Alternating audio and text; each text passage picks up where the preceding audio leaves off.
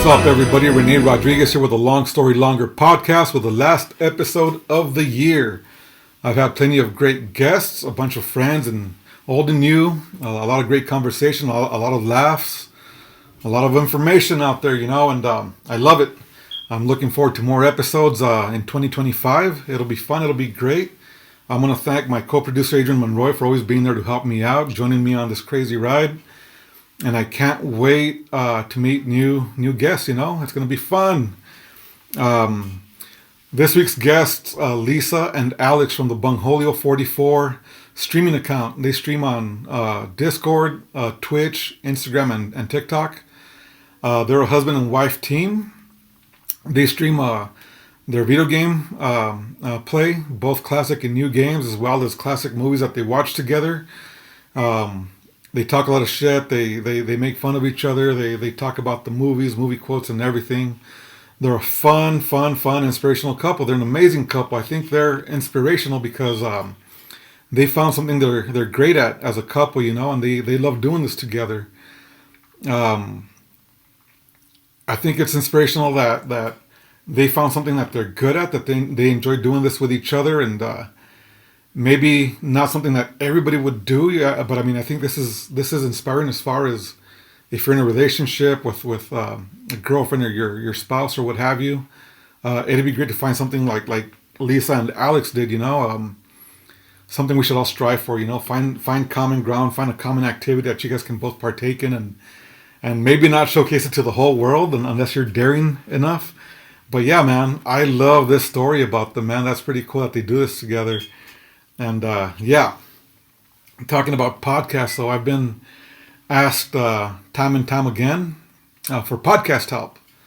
I'm all open to giving away advice, passing on knowledge as far as what I've learned so far on my journey in podcasting. I'm open to it. I'm open to helping you out as far as any advice. But as far as my time and my equipment and me producing somebody else's show, I can't. I don't want to sound like a jerk or anything, but my time at home is very limited. And again, I'm just getting started with this myself, I'm several episodes in, but this is still new to me. A lot of stuff that I'm doing is trial by fire. And again, I'm trying to establish my podcast first and foremost. With my time being limited, I mean, I've spoken before about I'm a railroader. I'm away from home a lot. And I'm also a full-time dad, I've got primary custody of my son. While I'm away at work, I thank God for my parents. They help me out a lot. My brothers help me out a lot. They watch over my boy when I'm away. And he does go visit his mom and his mom's side of the family as well when I'm away. So I thank everybody for that. But as far as whenever I'm home, this is my hobby. This is what I do when I get a chance. Otherwise, I'm spending time with my son and my family, And I feel we should say no whenever we have to. Some people have a hard time saying no. I don't. And again, I don't want to come across as a jerk. It's just I can't. My time is limited. Time is precious, so I just can't do it. Again, if you want advice or if you have a great story to share and you want to be a guest on the podcast, by all means, ask me for advice. Shoot me your idea as far as you wanting to be a guest, and we'll take it from there. But as far as me using my time and my equipment, I just can't do it. I can't do it. The know-how that I've got so far, yeah, by all means, I'll give it to you. Anything outside of that, I can't. Again, sorry, I'm not a jerk. I just can't do it. Also, I want to talk about fantasy football. Waiting for Monday Night Football to happen. I'm in 3 fantasy football leagues. And I made it to the championship game on all 3. I've got what I call my 2 primary leagues that I've been in for the longest time, and a new league at work that was started not this season but the one prior. I made it to the championship game in all 3, and I thought it'd be great if I won all 3 games. I'll talk about my work league first. So in my work league, I had a badass record, very few losses. Let me tell you what that record is right quick. So, 11-3, 3 losses. I'm going up against my buddy Wayne Ashmore. I beat Wayne twice in the regular season. Twice. The 2 times that we played, I beat him. So currently, he's kicking my ass 167.98 to 90.52. I've got an 8% chance of winning that game at this point, and he's got a 92% chance of winning. He's got no players left to play. I've got Jahmyr Gibbs, Detroit Lions running back, George Kittle, San Francisco tight end, and Jake Bates, Detroit's kicker. I mean, you never know. It's football, but the odds are, yeah, they're probably correct. I'm not going to win this one. So as far as my other 2 leagues, before I get to that, congratulations, Wayne. If you take this, if and when, it is going to happen. My other 2 leagues, ADF, the first league that I joined with my son Ryan's uncle Eddie. He invited me in, I want to say about 2015, 2016. I'm not too sure about the dates anymore. But he invited me into that fantasy football league around that time. And I've won the championship game 2 seasons ago for the first time ever. I'm in the championship game this year against Eddie, Bushido Warriors. Currently, I'm winning 106.1 to 95.9. I've got San Francisco's quarterback, Brock Purdy, left to play. And he's got Detroit's kicker, Jake Bates, left to play. So I'm at a 11-point advantage, give or take. I don't want to count my chickens before they hatch either, because it is football. Anything can happen. Brock Purdy can get hurt, and the kicker can kick several 30, 40, 50-plus yard field goals, and I'm doomed. I'm done. Second place will be great, but first place would be better. But yeah, I've got a 99% chance, as for the app, of winning. NWO, the second league, my second primary league that I'm in, a bunch of the same guys from the first league, ADF, are in that same league. And on that one, I'm playing Eddie again, Bushido Warriors. And I'm currently sitting at 107.7 over 75. Again, my chances of winning that game are 99% to 1%. So the odds look great, right? I've got Deebo Samuel left to play, San Francisco's wide receiver. I've got George Kittle, San Francisco's tight end, left to play. And I've got, that's it. And he's got, again, Jake Bates, common denominator for all 3 leagues. If I don't have him, my opponent has him. He's got Jake Bates, Detroit's kicker, left to play. Odds look good. So if I win those 2 leagues, again, I've got a lot of the same people in ADF are in NWO. So, yeah, the main prize will be amazing. That'll be great. But the fact that I'll get the bragging rights for winning both leagues on the same year, that'd be great. Again, I'm not going to count my chickens before they hatch. You just never know. But the odds look good. The fantasy football gods are looking upon me, and I'm enjoying it. Speaking about football, I won this helmet several years ago on a raffle. Ron Jaworski, former Eagles quarterback, the Polish rifle, signed by him on top. And then this year for Christmas, my younger brother Rudy surprised me with this bad boy here, a Michael Vick signed helmet. And I've got the certificate of authenticity right here. The certificate for the Ron Jaworski one is somewhere behind my toys. I know it's in there somewhere, but it exists too. But yeah, man, great gift. Michael Vick is for sure one of my favorite football players. He was one of the greatest of all time. Never got the Super Bowl, but he always kicked ass, especially when he came over to the Eagles. I mean, as a rookie for the Falcons, he did amazing. He did great for the Eagles too, so I love Michael Vick. So yeah, great gift from my brother. I love it. Thank you, Rudy. Appreciate it. I'm hoping you all had a great Christmas. Christmas Day is my birthday, so I just turned 44. 44 years young, 44 years old, whatever you want to call it. All I've got to say about that is, yeah, man, I welcome aging gracefully, for sure. I welcome it. I'm not afraid of aging at all. I was talking recently about it, and I figure I want to be the cool viejillo, I'm going to wear my Chucks forever. I'm gonna wear my Levi's jeans forever. You'll never see me in a cardigan with a turtleneck or whatever the fuck. No, no, no, no. That's not gonna be me.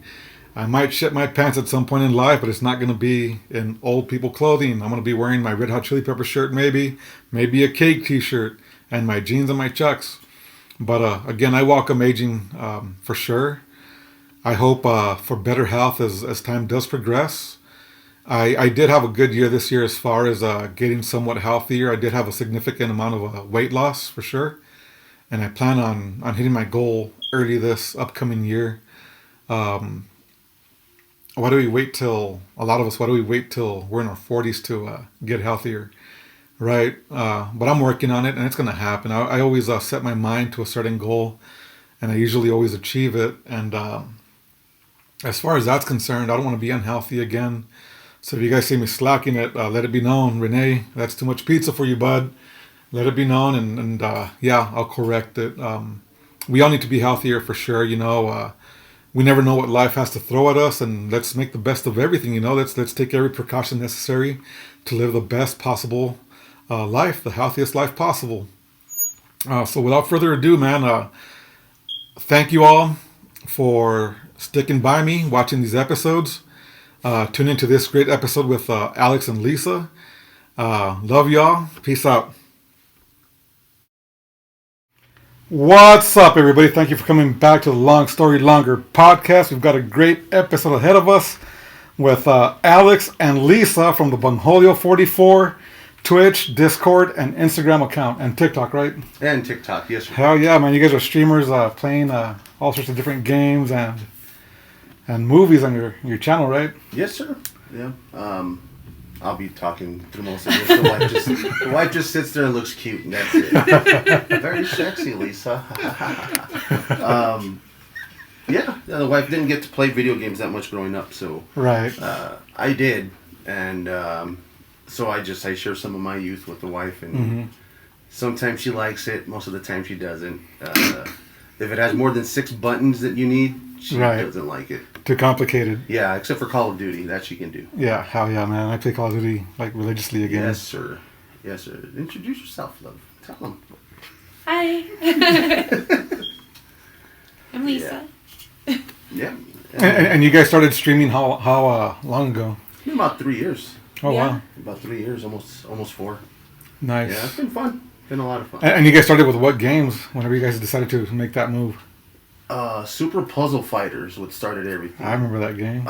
Street Fighter characters. Yeah, we were playing it on the PS3, and one of our buddies, my buddy James, was watching, and she was getting severely pissed because I was winning.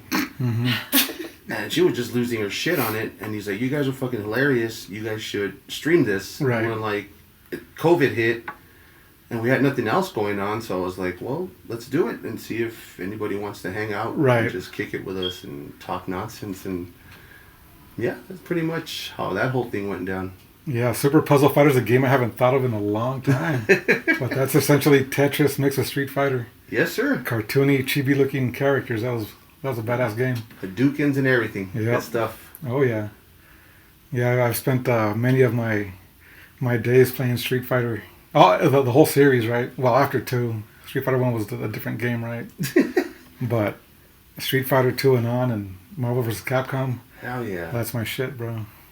Yeah, I used to have Marvel vs. Capcom 1 on the PS1, and I loaned it to some douchebag, and then he quit.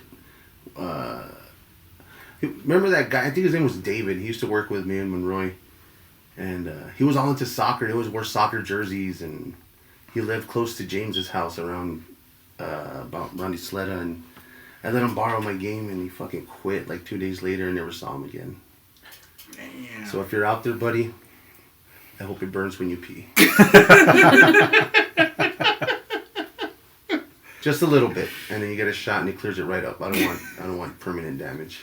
So I remember with going back to Marvel vs. Capcom 2 when that came out. That's when I was going to art school in Phoenix that we talked about earlier. Mm-hmm. And as you enter Tempe on I-10, there's that outlet mall, Arizona Mills Mall. I used to work at the Foot Locker there. And before Dave & Buster's, did you ever hear about GameWorks? It was a restaurant / arcade, the same concept as Dave & Buster's. Okay. They have one of those at that mall. So I'm over here stuttering. So every so often, my buddies and I would go there, like on our lunch breaks or whatever. And all my buddies that were in art school with me worked at Foot Locker or wherever else in the mall too, right? Mall rats, right? But we'd go there and we'd play Marvel vs. Capcom 2. And there was this dude, bro, that worked at Wilson's Leather. This snappy looking. He was always sharply dressed. He was a black dude that worked at Wilson's Leather, and he was always there playing that game too, man. And none of my friends could ever beat him. And they were better gamers than I was, bro. Yeah. And it took me a long time, but eventually I beat him, and I never played him again. I was like, see you later, brother. But the only reason I beat him was because, if you remember on that game, whenever you do Iron Man's superpower with a big-ass cannon over his shoulder, even if you block that fucker, it takes a bunch of your life away. Yeah, it takes a lot of your life. And that's the only reason I beat him. I think I was using Iron Man and Wolverine against whoever he was using. But this guy was a badass with whatever characters he used, man. And I beat him that one time, and I never went back, bro. Oh, that's dope. That's a heartwarming story about perseverance For sure. overcoming obstacles, brother. Hell yeah, bro. I gotta use that on resumes from now on. Hell yeah, man. Put that shit on there, bro. I once kicked this one dude's ass. I think my friend Skid Mark uses that when he opens a new business. He beat me once on MLB Slugfest. Oh shit! One time, and nobody was there to witness it, so I denied it for like the first 5 years just to fuck with him. And yeah, that's pretty much it. Did you ever play MLB Slugfest for the PS2? Not the baseball games. I mean, I would play them here and there, but it was more Madden. For me. Madden So Slugfest was like NFL Blitz, but for baseball. Okay, yeah. So the tags were punches. Mm-hmm. If you slid with turbo, you can kick the defender in the nuts. He'd drop the ball and you can get up and keep running. If they were going to tag you out, you could hold the turbo and press, I think, triangle or something. Right.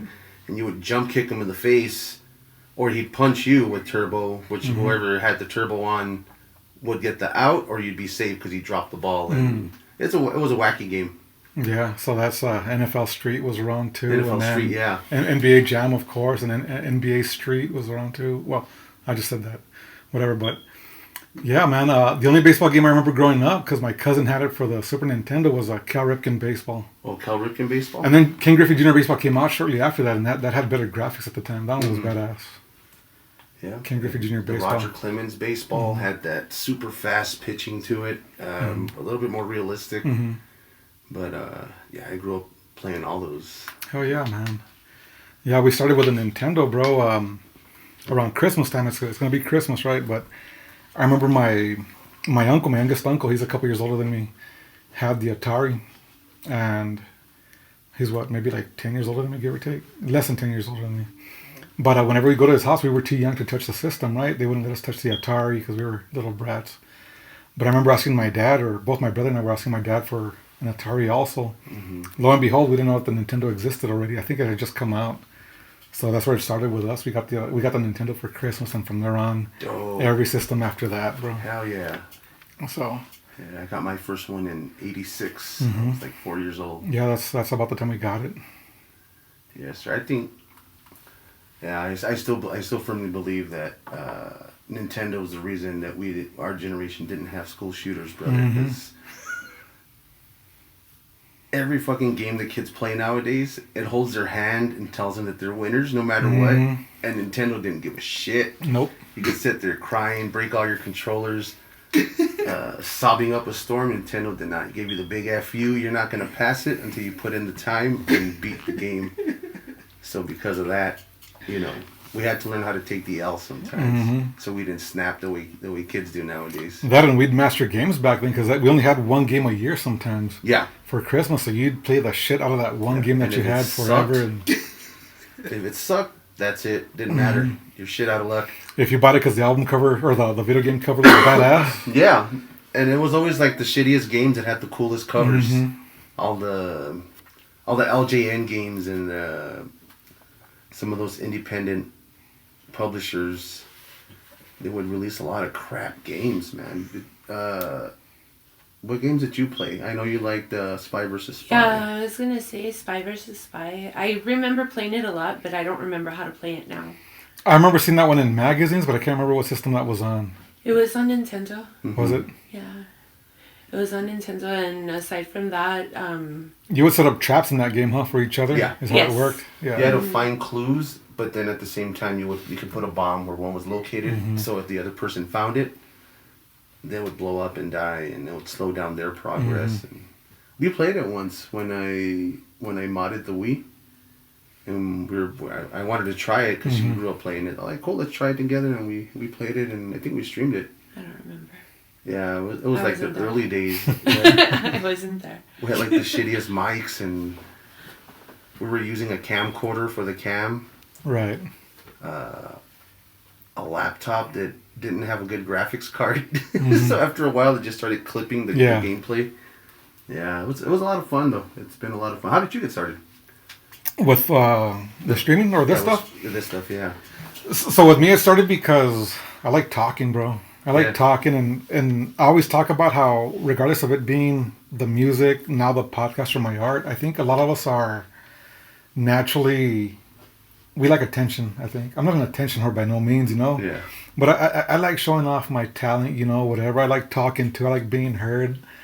But it also started with XM radio.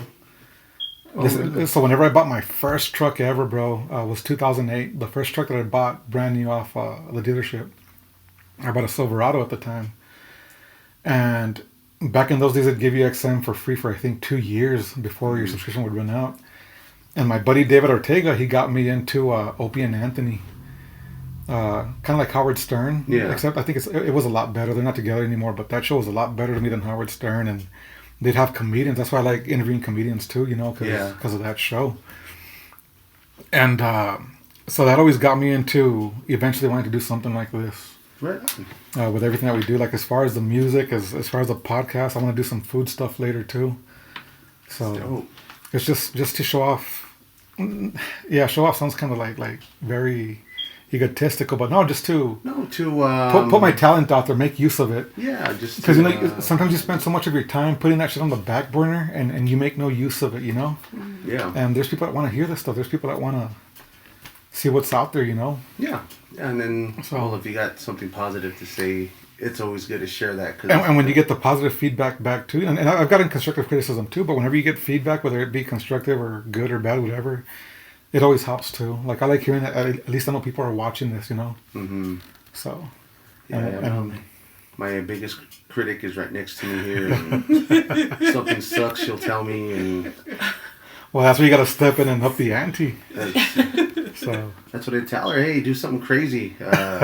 No throwing chili powder in my eyes, but something less violent, something a little more with some pizzazz. I don't know. Invite some female friend. You guys can bicker at each other. my mind went somewhere else, bro. That's for another channel, you guys. You gotta subscribe for that one. That one's $35 a month. Yeah. Those Flintstones feet you guys are looking at, those are mine, not hers. They're mine. Those Fred Flintstone feet you guys are subbing to, they're mine. Well manicured. She really throw powder at your face? No, she No, wanted to. I wanted to. I asked him first. We had That way it'd be consensual. that was but- when we had the psych outs, like in basketball. Yeah, So for the psych outs, I love that movie.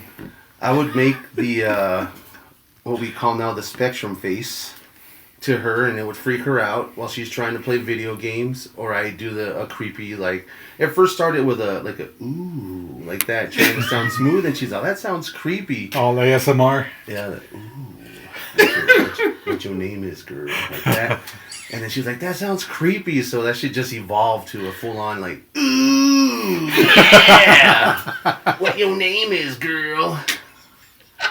Show me what it do. Like that. That's how I riz up the wife now. And that's why we have 6 children. On my life. You guys legit have 6 kids? Yeah. Oh, right on. Right on. My buddy, we're just like about a buddy I grew up with and his wife. They've got you beat by, they've got 11 kids. Oh, shit. Oh, that's right. Adrian was surprised to hear that. Adrian has 11 kids too. Don't want to bullshit you. He just knows of one. There's a lot of little... Heavily acknowledgement. There's a lot of little Cambodian-looking kids begging for change out there in J-Town, brother. Selling chiclets. It's all good. Yeah, I always thought I'd have more, bro, but I've got my son and I'm happy with him. I haven't quite figured it out, but I'm perfectly Got more too. Nah. He's got more.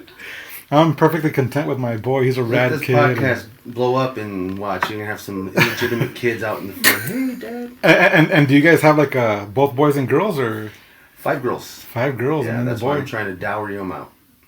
So if anybody has some sons and got something to offer, talk to me. Reach out to the Long Story Longer podcast and I'll get you in contact with the Yes. Polio 44. We can work something out. Might even have to make a raffle or make it Dowries. make it interesting, bro. We're So gonna 6 party like kids, it's- that's gotta be fun, man. Oh, yeah.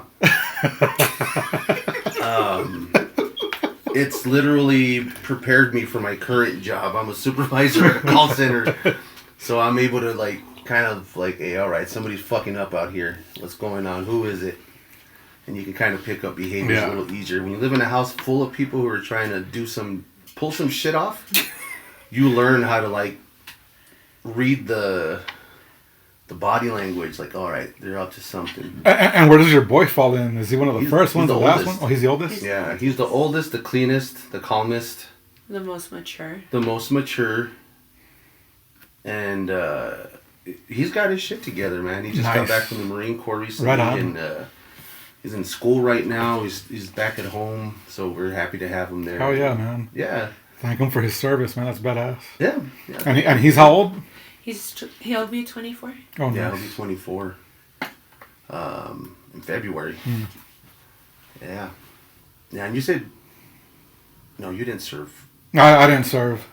My oldest brother did. Your I oldest didn't. brother did. Okay. And then my younger brother Rudy, he was a contractor He was for a the. contractor. Mhm. That's why he was okay. Yeah, he was a contractor in Afghanistan for I think 13 years. Yeah. Helicopter mechanic over there, but his job was to teach the Afghans how to the friendlies, how to properly fix helicopters. Oh, right on. So he had his translator and everything. And my brother actually, like he's highly respected by these Afghans, bro, because he actually went out of his way with his translator to write like step-by-step instructions on how to fix different parts of the helicopter. Oh, that's dope. So he's got friends that already came stateside, and whatever what's their language? I don't want to say it wrong, but whatever their language is, my brother will call them up and he starts talking Afghan to them. Like, what the fuck? You know, Is that on this now? But he'd be over there. And you saw him, bro. But he used to have long hair and a longer beard, and we got our famous Rodriguez nose, bro. well, that famous Rodriguez nose is on some kind of government watch list. Yeah. It has to be, bro. But he'd be out there, bro. And he's walking amongst the Afghans, or the friendly Afghans, whatever. He's got his fucking M4 hanging from a sling across his shoulder, right? Yeah. And that Afghans would ask or they'd ask the interpreter, how come this Afghan has special privileges?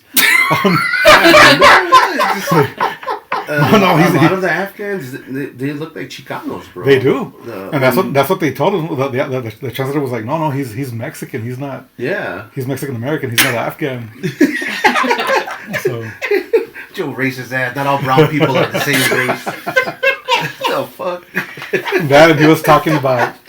He talked about this one time that his ex-wife would send him care packages, right? She'd send him snacks or whatever. Uh-huh. And he's got his workstation, and he's got a bag of pork rinds, bro. And these fuckers were none the wiser. So one of them, they're not supposed to eat They're pork, really right? pork, yeah. It must This be- fucker Mañoso, you know, he fucking digs into the bag and starts Oh, eating. man. This The fucker, best fucking chicharrones he ever had in his life, huh? and one of the other Afghans tells that fucker, "Hey man, you're eating pork." So this guy's whatever, like spitting it out, whatever, right? But I guess it's okay because it is a major sin. But if you didn't know it was pork, it's okay. Ah, okay. He's like, why the fuck did you tell me, bro? But no, Why'd you ruin it? now he knows what the best things in life are, though. You know. Oh, it's kind of like when you hook up with like a 9 and it turns out to be a dude or something. Like, you don't want to find that out. It's okay. You know? You're already there. It's not a big deal that happened, and it's all right that you enjoyed it. Like, it's okay, brother. It's 2025, bro. It doesn't even matter anymore. Yep. It's all good. Yeah, man. But yeah, so just my older brother, he served in the Navy, and then he was a contractor, and I'm a railroader. That's dope, man. That's cool. Right now you're producer or director over there. He's got fucking ADD or something. He's playing snare drums and coloring on them. What the fuck are you doing? His attention span, bro. For real. He's not like other Asians. I need to bring him some of my ADD pills, bro. I survived getting waterboarded in my country. It's affected. Oh man, you need to get caned, brother. Just like that snare drum. I was like, what the fuck's this guy doing? What's that sound? This guy playing with a snare drum. So 6 kids, and you guys have been married 9 years and together 15. Yeah. It's been fun. Oh Been yeah, fun. I bet. Yeah. I bet. Yeah, and then this guy over here is related through marriage with the wife. Oh, for sure. Yeah. Right on. Yeah. Apparently, I knew her brother 10 years before I met her. He was best friends with my bass player at the time. I used to be a musician too. Not very good, but people paid to hear it, just not a lot to hear it. But they paid. Okay, they wanted to hear the sexy voice. Hell yeah, bro. The sultriness in your voice. Yeah. See, baby. Imagine trying to go to sleep next to that every night. Oh God. I'm all, babe. I'm in the mood. Ooh, I'm in the mood. Oh, no thanks, I have diarrhea. Yeah, I was eating chicken and red chili all day and fucked my shit up. I even forgot what the hell we were talking about. What was the question? No, so you were in a band and... Oh, yeah. So, I was 17 at the time, and when you're 17 years old, you know, you just want to invite girls over. So we were just trying to invite girls over at the time, and I knew for a fact that one of my bass player's best friends used to get mad if they brought up his sister. So my bass player goes out, hey, your sister's cute, you should invite her to hang out with us. And me being the asshole that I am, I'm like, bro, I could be your brother-in-law. Wait, come on, just invite her over, just let it happen, and I could be your brother-in-law. And you know, he was like, yeah, whatever, bro, whatever. Fucking 10 years later, sees a picture of me and the wife on her desk at their house. I fucking told him, bro. I'm like that meme. I'm like that video where that guy, the kids play video games, and he meets his mom's new boyfriend, and he's like, hey, what's up? And he calls him by his old screen name, and he's all, I haven't used that name in years. He's like, yeah, you remember me? I told you I was going to find your mom and bang her or something like that. No, it was nothing like that, but I was just being an asshole. I was being dumb. Oh, my love. Ever in my life. But it happened. Here you are. And how did he take it? It's science. How did he take it, my love? Like in disbelief when he saw the picture, he was like, do you know I know him? And I was like, yeah. And then he's all like, does he know that you know that I know him? And then I was like, yeah, like we've talked about it. And then he was just like, stop dating all my friends, because I had gotten with one of his other old, but they weren't friends. But acquaintances. Yeah, that was. Was this new to you or what? We know each other's past already, my- bro. You had a little bit of a look like. Nah, I was fucking around. I'm like, well, somebody's walking home. Not me. Shit. Can't Can I be borrow the me. keys? I left my sunglasses in the car. You don't need them. So what if it's 8 at night? But yeah, so he took it okay-ish. But he was mad because I was like dating somebody he knew. Mm-hmm. Yeah, well, he can't call dibs on everybody in the fucking city. You can't. That was his thing. Did you ever hang out with us, Adrian? With Henry and us and all them? We would go to the mall, and any good-looking girl, he called dibs on them. And we're like, bro, you're not even gonna, he ain't got no riz. He had no game, bro. No, me and Rene were just talking about that last night. Just dudes that like have never even had a shot with this person. But or they even called but dibs, they called dibs on all the girls. Called dibs, and I was like, fuck you, dude. I wasn't gonna hit her up. I just talked about, oh, so-and-so's attractive, and that was it. I'm like, oh, you dude. motherfucker, just for that? Hey, what's up? Yeah, no, I'm not interested in smashing. I just want to piss this guy off. You look very dapper today. You know what I mean? Very, what's a compliment for females? I don't know. I came from the 90s. We don't know how to talk to girls. Fine. Wasn't fine a compliment? Fine, like, damn girl, you fine. Yeah. Let's go scam. She's good. Oh, Remember God. that? She's good, huh? Did you guys ever use good in middle school? She's good, huh? What the fuck does that even mean, dude? That's what Zayla told me. I know, but it's still a middle school thing. My 13-year-old just said that. He's good, huh? She was like, Yeah, he she looks sounds like good. a We're old watching man. the Menendez brothers. He looks good, huh? I'm all, what? No. Red flags. What the hell? Oh, it's her. She watched that and that fucking Gypsy Rose shit. Like that. Yeah. Nah, she's fucking. That one was crazy, Nah, bro. we're The gonna lock act. the fucking door at night Yeah. from now on. From that. He didn't kid. watch it. You didn't watch it? I watched the Gypsy Rose one. You Yeah, watched it? Yeah. Oh, I thought you didn't watch it. That one was badass because I think that one, before I saw the show, I'd read the article on, I think it was Rolling Stone magazine. I was like, this is crazy, you know? And then later on they do the show. I'm like, holy fuck, that's badass. They were pretty accurate. Yeah. I had seen some documentaries on her. Remember we saw them together? And she's like pregnant or something right now, I think. Yeah. She's. I don't know. On her Cares? second husband, right? Yeah. Yeah. Who cares? Just. Zayla cares. She likes to know. She likes to know, and I like to tell her. Yeah, I got my own goddamn problem. I don't want to hear about her. I got my own shit to worry about. Wasn't she gonna go back to prison or some shit? Yeah, that's what Zayla Was she? telling me too. Yeah, supposedly she's gonna go back to jail. That they're reopening the case because of some more information or whatever. Oh, shit. Oh, is she gonna get fucking But everybody, like, when she first came out, everybody was like, yay, you know, like, everybody was happy about it, and now they're like, oh, she actually, like, killed her mom, and it's like, well, yeah. Everybody was yay, and I was like, who cares?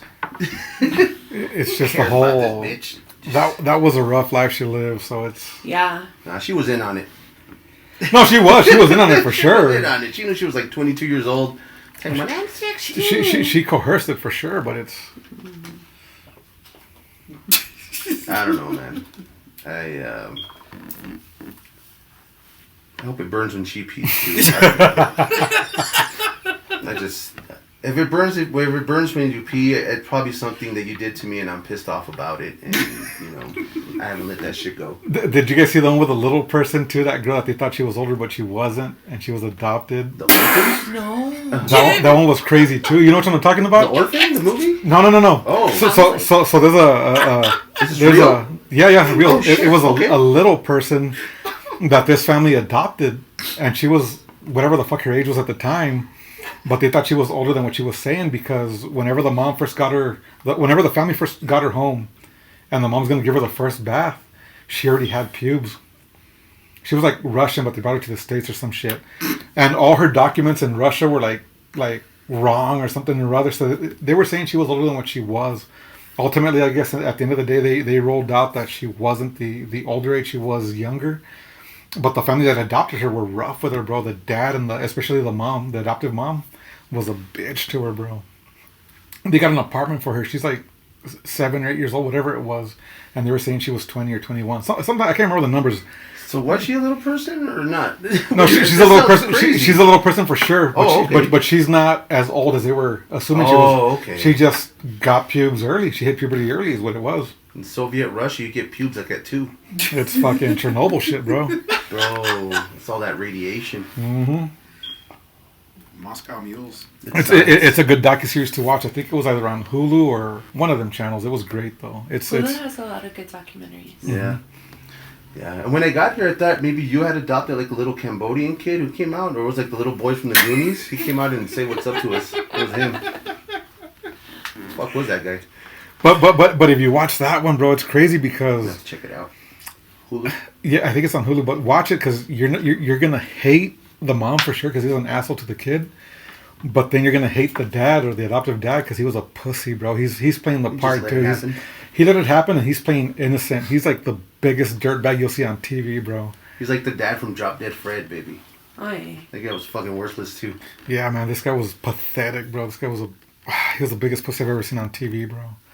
But a legit person, not And then a it was all based on a real person. it's a docuseries, like not actors. It's the actual documentary people, whatever the fuck. It's crazy. It's That's intense. wild. That's wild. It is crazy. Anyway, back to video games. Oh yeah. But yeah, man. So So you started with a Nintendo 2 in '86. Yeah, I started with the Nintendo. What games were you playing on that? On that, I was playing.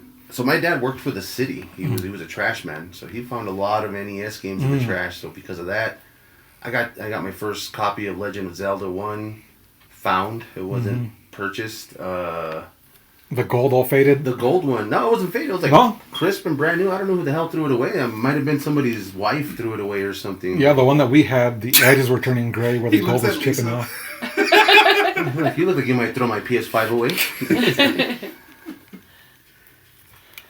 You'll never know. No, it's logical because a lot of women, especially in the 80s, would throw video games away. They believed it rotted people's brains and that it caused certain behaviors. And I'm like, nah, these people were crazy before that shit. Well, you were talking about school shooters earlier. Remember when Doom came out and Mortal Kombat? And I like yeah. Doom was badass back in the day. Yeah. The Doom was so that you can fulfill that fantasy without actually physically going out and doing it. Like, I play Grand Theft Auto because it's a lot of fun. I get to do a bunch of chaotic, crazy shit that I would never do in real life. Mm-hmm. But in the game, you get to, like, do whatever you want, you know? I remember like the cop game. way later in video gaming, Resident Evil 4, when you'd pop off heads with a shotgun on the zombies. Yeah. That was so satisfying, bro. Yeah. Or you would put the Grand Theft Auto, the GTA 3 code that would, no matter where you shot them, their limb would fly off or their head would blow off or some crazy shit. Right. I like doing stuff like that. That police simulator game is pretty fun. I abuse the shit out of my authority. I tell my wife, I tell Lisa, like, hey, all right, let's get out there and let's harass some minorities all out here. It's the American way. I want to know what that's like, not to be the harassee, but the harasser. And yeah, I towed this girl's car in the game. Even though it wasn't her fault that the accident happened, I fucking towed it just because she was a minority. Fuck it. I wanted to learn. I wanted to live the American dream. It was your word against hers. Yeah, and you know, my character's male, so unfortunately in today's society, that's Toxic masculinity. Yeah, it still holds. It still has hold nowadays in today's society, especially here in Gilead. It's a lot of fun. It's a lot of fun, that game. Good, clean family fun, sir. Good old-fashioned fun. Yes. Good. Keywords old-fashioned. Yeah. And that's on what system? Or? That's, I think it's an indie game, so it's on all systems, but, I haven't seen that one yet. No, it's pretty wild, man. There's a lot of glitches. I was escorting this lady to jail. And somehow her character glitched through the floor, so she was stuck in the ground about waist high. So I shot her, and then I got fired for that day for police brutality. Pending investigation. Hey, you know what? She was resisting arrest, sir. I don't know how the hell she did that shit, but she went through the ground. She was waist high in concrete, and she was not going to budge and go into that jail cell. So I had to use necessary force, sir. I was fearing for my life because she defied the laws of physics, somehow melted her body into the concrete, and that's horseshit. You don't do that in my city. I'm the law here, right? Yeah. I am the law. Oh, we got that a lot too. I am the law. A lot of Judge Dredd. Oh, we gotta make a shit ton of movie references throughout the whole thing. Oh yeah, man, do it. We do, man. We do. We make a lot of movie references. And, Who dat? Who dare? I always use that one. the one that has like, tap it in, tap it in. And then sometimes, I don't know, when I'm really lit, I'll do some voices, huh, baby? Yeah, he has a really good, what is it, Hank Hill? Hank Hill / Hank Hill's Tom Anderson voice. It's like them other hooligans, Buff Coat and Beaver. Nothing but propane and propane accessories. Mike Judge, bro. Mike Judge is... I hope he doesn't see this because I fucking get sued. That guy's very protective of his properties, bro. They're going to do the new series, right? With Bobby Hill as a grown-up. Bobby Hill? No. That's my purse. Yeah, Bobby. He's gonna be supposedly a successful chef Oh yeah. in the new series. Yep. He gets. So Bobby turns out all right from the looks of it. That's good, man. Yeah, I'm pretty sure he established dominance over the staff by kicking a couple people in the nuts. You're gonna kick me in the nards. When I heard that shit, I heard nards and forever. My cousins used to call it nards. Boys had funny names for nads when we were little. It's gotta be a Texas thing, bro. Yeah, that's a nard. Yeah, it's a Texas thing. Yeah, we had some funny names. I remember whenever Mario Kart came out, bro. I remember I was sick around December time because it came out probably November, right before Christmas. Mm-hmm. I don't often get sick, but I remember I was sick with a fever or the flu, whatever it was, for a good while. So I missed school for like a week, maybe 2 weeks. I can't remember exactly. But I remember my dad. He's not one to show emotions a lot, you know. Yeah. But I remember I'm at home watching cartoons or whatever while my younger brother's in school, laying down on the couch feeling like shit, and then my dad just shows up from work. ¿Cómo estás? I'm okay. I'm good, Dad. He just tosses a game on my lap. It was Mario Kart, bro. Dang. When it first came out, I was like, fuck yeah, it's one of my fondest Super Nintendo memories, man. That's fucking fire. I thought you were going to say one of your fondest memories with your dad, but... No, well, that too, right? But going back to video games, man, that's one of that game. That's that dope. Did one he ever and, play with you? He would back in the day, not a lot, but Yeah. he every once in a while he'd step in. Yeah, when my And dad play would get with- lit, he would play pro wrestling with me and fuck my shit up. And I'd be like, God damn it, how do you know the moves? He's like, I don't know the moves, I'm just fucking around with a controller, I'm just doing it better than you, buddy. Yeah, I think with us, my dad, it was just the Mario games. I think it was just that. Yeah. Mhm. My dad showed me how to beat Jaws on the NES. What? Yeah, he beat Jaws on the NES. That game was ridiculous. It was hard. It Yeah. was a difficult game.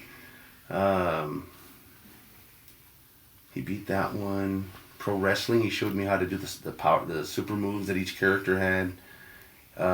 There's a very racist character on it.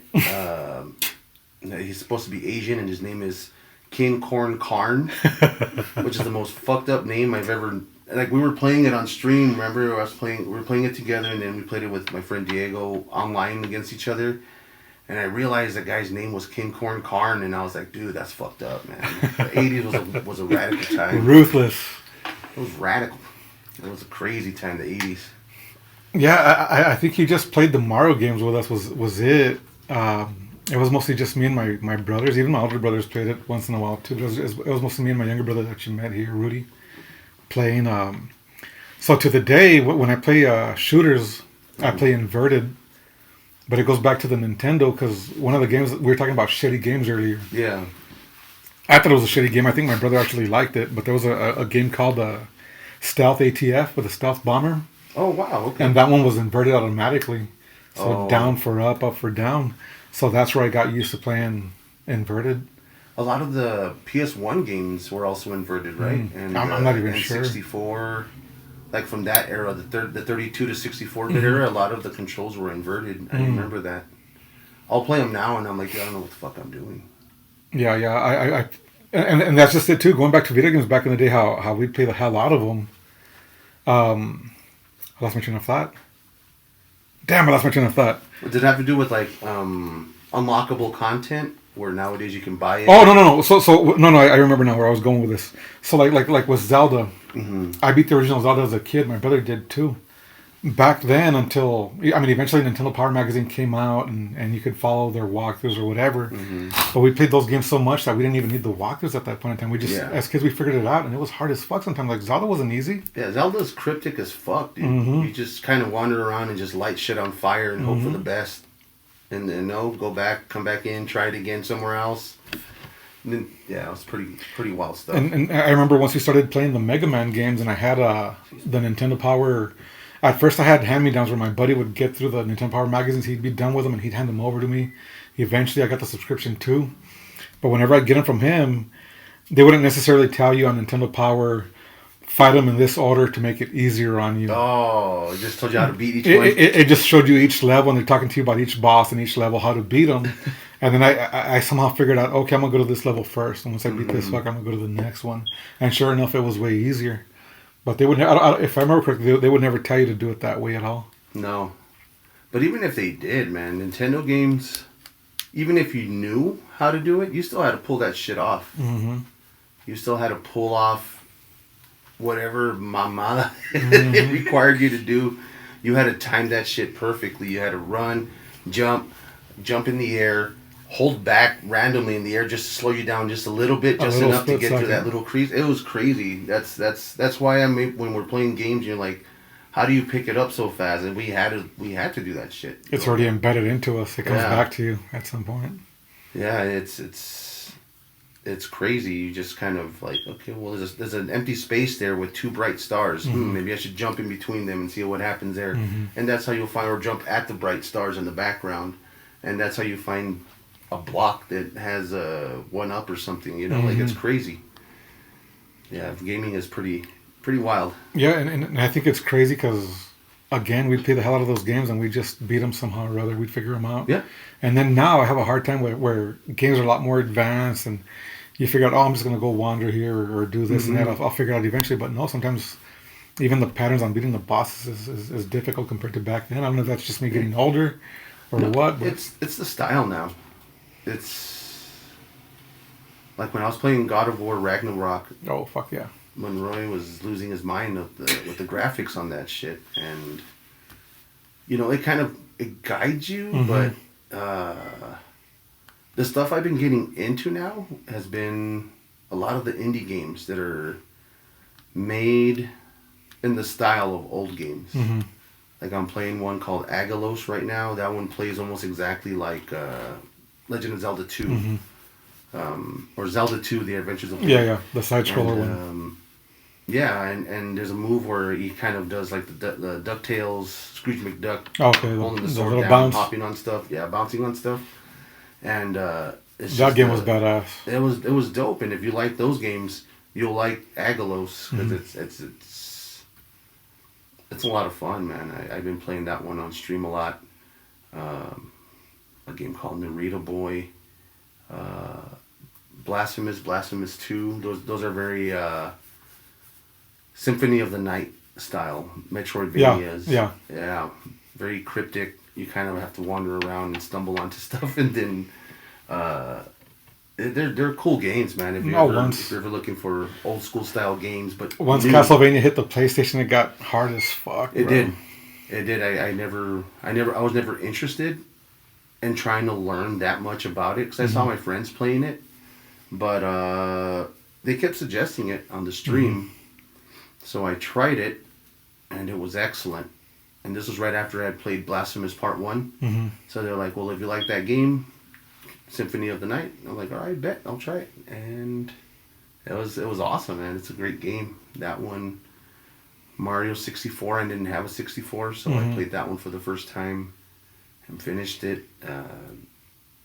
Donkey Kong Country was fun. One of the best games ever. Yeah. And what was the one for the Mario one for the Mario SNES? No, the other one. RPG? No, RPG also. I never played that one. They one's suggested badass. that one. I finished it too. It was great. Super Mario World. The one that came with the Super Nintendo. Yeah, I didn't have a Super Nintendo. I had a Sega Genesis growing up, so I missed all of those games. Yeah, we only had a few friends in the neighborhood because I grew up a couple blocks that way, the old neighborhood. We only had John Sanchez had a Genesis. I think he was the only one. Everybody else had Nintendo, Super Nintendo. And that sucked whenever Mortal Kombat came out because on the Super Nintendo, I guess you had to punch in a code for the blood mode. No, that was for Sega Genesis. I think Sega Genesis already had it on there, wasn't it? No, on Sega Genesis, you had to push A, B, A, C, A, B, B. I still remember all that shit. Oh, okay. Super Nintendo had I thought it was the other way around. Super Nintendo had that gray sweat shit, and they fucked up all the fatalities. By default, it was clean, and you had to hit that ABACA code to get the blood. Yeah. It didn't have the blood. You had to ABAC ABB. Frank had the first Mortal Kombat. That's where we'd go play that one. Yeah, because it had the blood. Yeah, the Super Nintendo one. It was clunky too. The controls. I remember my best friend at the time had it, and he had a Super Nintendo and had a Sega Genesis, and the controls were clunky. Yeah. They weren't as fluid as the arcade or the Sega Genesis version. I even had the 6-button joystick controller for it. It was dope. Oh yeah, man. Yeah, we used to have a hard time getting games back whenever you used to lend them out. Between my cousins, we were cool because Frank had Mortal Kombat, my cousin Jerry had Ninja Gaiden or stuff like that, whatever. And within cousins, it was cool. But then you lend the wrong friend a game, and here you are with your parents knocking on their fucking door. Yeah. You know? Dígale a su hijo que le dé el juego a mi hijo también. You know. And there's always some douchebag that's like, oh, he says he doesn't have it. Of course he fucking has it. I owe it to him, dude. Mm-hmm. I hope it burns when that kid pees. Fuck that guy. Yeah, man. Baby. Tell him. Yeah. Tell him you hope it burns when it pees. I hope it does burn. There you go. I remember I was all Nintendo, bro, growing up because that was the biggest brand, right? And then PlayStation came out, and I didn't think too much about PlayStation at all, you know. And then PlayStation 2 came out when I was in art school. Mm-hmm. It came out, and I was working at Target over there in Phoenix, bro. And again, I didn't care about anything but Nintendo. And my buddy Danny, my roommate, worked at Target with me too. And I remember he was like, "Hey man, can you wait in line for me the day that they're gonna release the PS2?" Mm-hmm. He's like, "Can you wait in line? There's a line forming up. There's already like 10 people there. We're only gonna get like 30 systems or whatever the fuck the number was, right?" He's like, "Can you wait in line for me till I get off of work? I'm gonna get off of work at." I think they closed Target at 10, but by the time we close out the money box and everything, it's like 10:45, 11. So I was like, "Yeah, man, I'm not doing anything productive." So I went and waited in line with him, you know. So he gets off of work, and I felt bad leaving him there alone. So I spent the whole night with him there, bro, and outside in that line, just talking to people and shit. And the following morning, he gets a system. We go back to the apartment that the school had set up for us, and I go to sleep. He's playing, whatever, and I wake up, and he's like, "Hey, man, my mom was able to walk into Walmart in Farmington, New Mexico, where he was from." He's like, "My mom was able to walk into the Walmart there and get one without haste. Like, there was no trouble." He's like, "But I told her what you did. She's going to give it to you for free." Aww. So I ended up winning on that end, bro. And then I stuck with PlayStation ever since then. But that system, though, that first system that my buddy Danny's mom got me, I'd moved back to El Paso once I finished school. Well, I finished the first school. I didn't finish the second school I went to out there. And I was working at Checker Auto Parts before it became O'Reilly's. My system died, bro. Oh, no. And I went almost every store. Nobody had it in stock. And the Xbox had just come out. PlayStation was sold out everywhere. So I bought the Xbox. And at the time, I think it came out with a Star Wars Obi-Wan game, the first Halo, whatever else. And ever since then, we've bought both systems, my brother and I. Yeah. And my brother was more of an Xbox guy now. Well, since, and I'm PlayStation. Yeah, I'm PlayStation also. I only got the Xbox 360 so that I could play Fable and Fable 2. Fable 2 was badass. I never played the first hugely into Fable. Yeah, they're pretty awesome. Fable 3 is pretty awesome too. And they're working on a new one, I think. Are they really? I think I've heard that before. So I'm finally gonna buy a new Xbox. I bought an Xbox One, but I never really played it. My daughter my oldest daughter ended up using it to play Fortnite on. She plays Fortnite on it now. And then my 13-year-old plays with my PS4 downstairs, and I have my PS5 in my room. And nobody touches the PS5. Yeah, the newer Xbox, whatever it's called now, I bought it because I got in some bonus at work or something. So I was like, "Fuck it, I'm gonna buy it." Around 2 years ago, I think. And I don't play it. It's in my son's room next door, so he'll play it once. He'll play it once in a while, but more often than not, he's in the living room with the PlayStation 5 with me. It's just for the. So, but I want to play that new Indiana Jones game for sure. It's getting good reviews and it looks Phil's badass. been streaming that one. Yeah. Yeah, one of my buddies. Yeah, I'm a big Indiana Jones fan, so I gotta play that one for sure. Pinchy Adrian. Sorry, it's because you mentioned Indiana Jones. He drank one shot. Anda en necio. The data. Pórtate bien, Monroy. Sorry, guys. Big fail. Necio. Have you guys got into the VR stuff yet? The VR stuff? VR? The VR. Oh, the stuff? VR. No, we have some of the stuff. My son has it, but we haven't played any of it. No. My son has some it's like a music game or something Right. like that. That's the one he has for it. I don't think he Is it has the have Beat any Saber games. one or whatever it is? Yeah, I Mhm. think it is. I tried playing it once, like in his room, but that was it. Well, we can get free games on PlayStation Plus that are VR. Yeah. Yeah, we should try some of them. just so we can look dumb on camera. Can fucking knock over the We don't need to computer try one of and, those games. just have the camera on us while we're playing without my glasses on, and we can both look all dumb. No, he makes fun of me because I never noticed that I leave my mouth open. I'm Right. like a mouth breather. So my mouth is always open, and then he'll like just look at me and he'll be like, "Ugh." And then my could you mom, like if I fall asleep, because I fall asleep often, like I guess I go to sleep like that, but like I guess my mouth is partially open or something, and my mom's like, "Hi, stupid, you look dead." I was like, "I didn't do nothing." You'll fall asleep and you're all. Wow, ain't no oxygen going in that mouth. It's all out. Yeah, as kids, we'd have our mouth open too. My mom would say, "Salámate una mosca." Yeah, mom.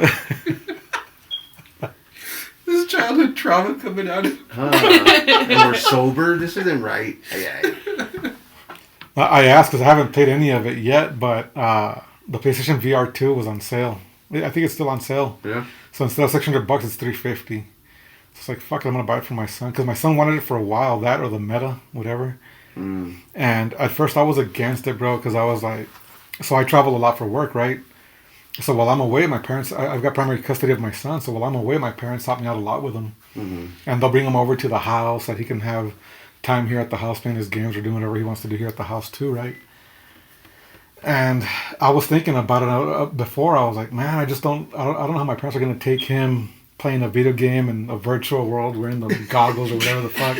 And my parents just like staring at him like, what the fuck, whatever, right? My parents don't, well, my dad curses, my mom doesn't. But I could just imagine what would it be going through their heads. And I was like, yeah, I don't know if I want to buy it for them. Or worse, have you seen those TikToks where the kids are playing the VR and they're all fucking humping or something? They walk in on their kid and the kid's all like that, and then he's all like, and then you just see him go.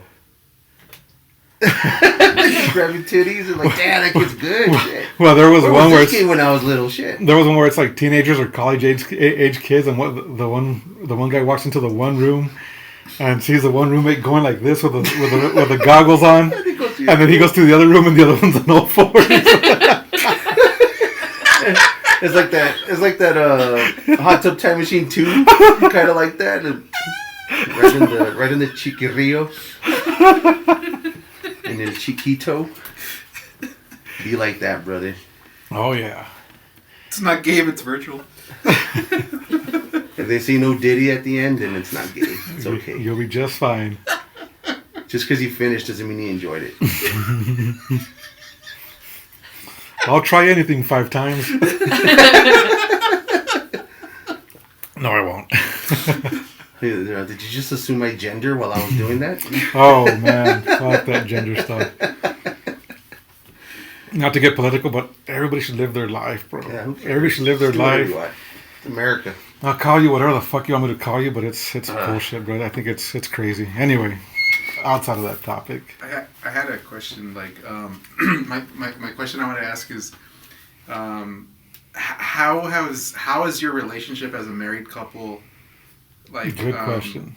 like, gotten, like, the Twitch streaming, how has that affected your relationship for better or worse?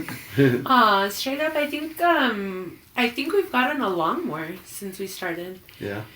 Yeah, I think because we've been together for so long and everything, and especially when COVID hit, it was just like nonstop all day around each other. But we were cool, like. Mm-hmm. Yeah, it didn't affect shit. We were going to be home all day anyways. I was working from home. Everything in my house has everything that I want to do forever. Mm-hmm. Yeah, he collects a lot of movies too. I have a crap ton of movies. Like, I will quote movies all day at work, and I'll be like, you haven't seen this movie? And they're like, no. And I'm like, nah, fuck you. I hope it burns when you pee. And then I just, growing up, you know, just to escape life in the Right. 80s, you know, and watched a lot of movies, played a lot of video games, watched a lot of cartoons, listened to a shit ton of music. Just whatever was going to get your mind off of life at the time, you know? It's true how a bunch of that stuff does define us, everything that we were into, you know? it'll for sure influence our thoughts Yeah. or the way we are. Yeah, because I think that a lot of it helps put things into words, how you're feeling when you don't realize you don't know how to express it. So a lot of music or games or movies, like when people suggest movies or games, I watch it and then I try to notice the pattern in the music that they listen to or the songs that they suggest, and I kind of can piece together a little bit of that person's past and For history sure. a little bit. You know, Because I think, like I was mentioning Indiana Jones, I remember growing up watching those movies, and you want to be the good guy, right? You want to Yeah. you want to grow up and be the good guy that's good at throwing chingazos. Granted, I'm not good at chingazos, but that's who you want to be when you grow up. Everybody wanted to be, from our generation, wanted to be Marty McFly. Yeah. I wanted to be Luke Skywalker or Han Solo. If Luke Skywalker less whiny, whatever, right? But for sure, our movies defined who we are as grown-ups. I think, man. yeah, and I don't think anyone wanted to make out with their sisters either. That's kind of taboo. I've only got brothers. I know we're in the South, but that shit's more than frowned upon in my eyes. Cousins.only.com is a few states away. Cousins. Yeah, Not gonna lie to you, it's gonna get weird.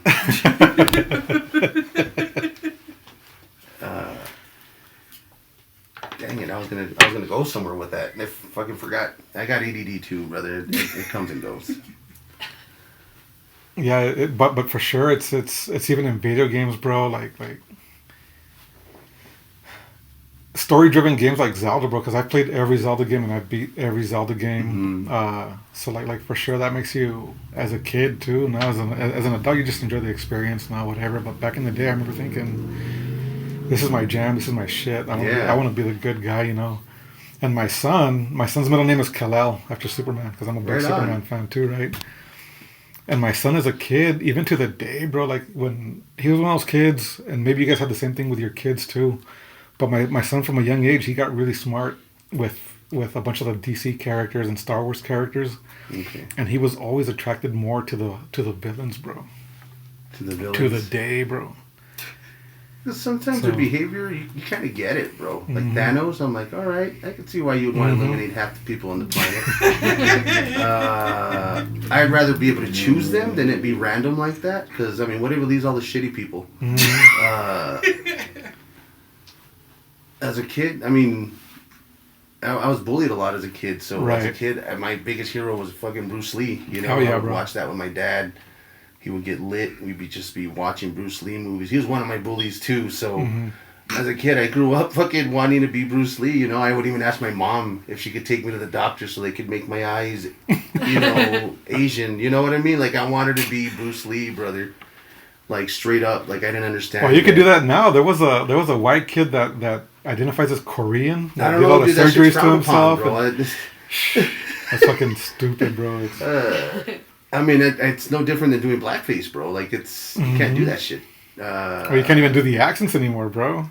I mean, yeah. I mean, that's legit. I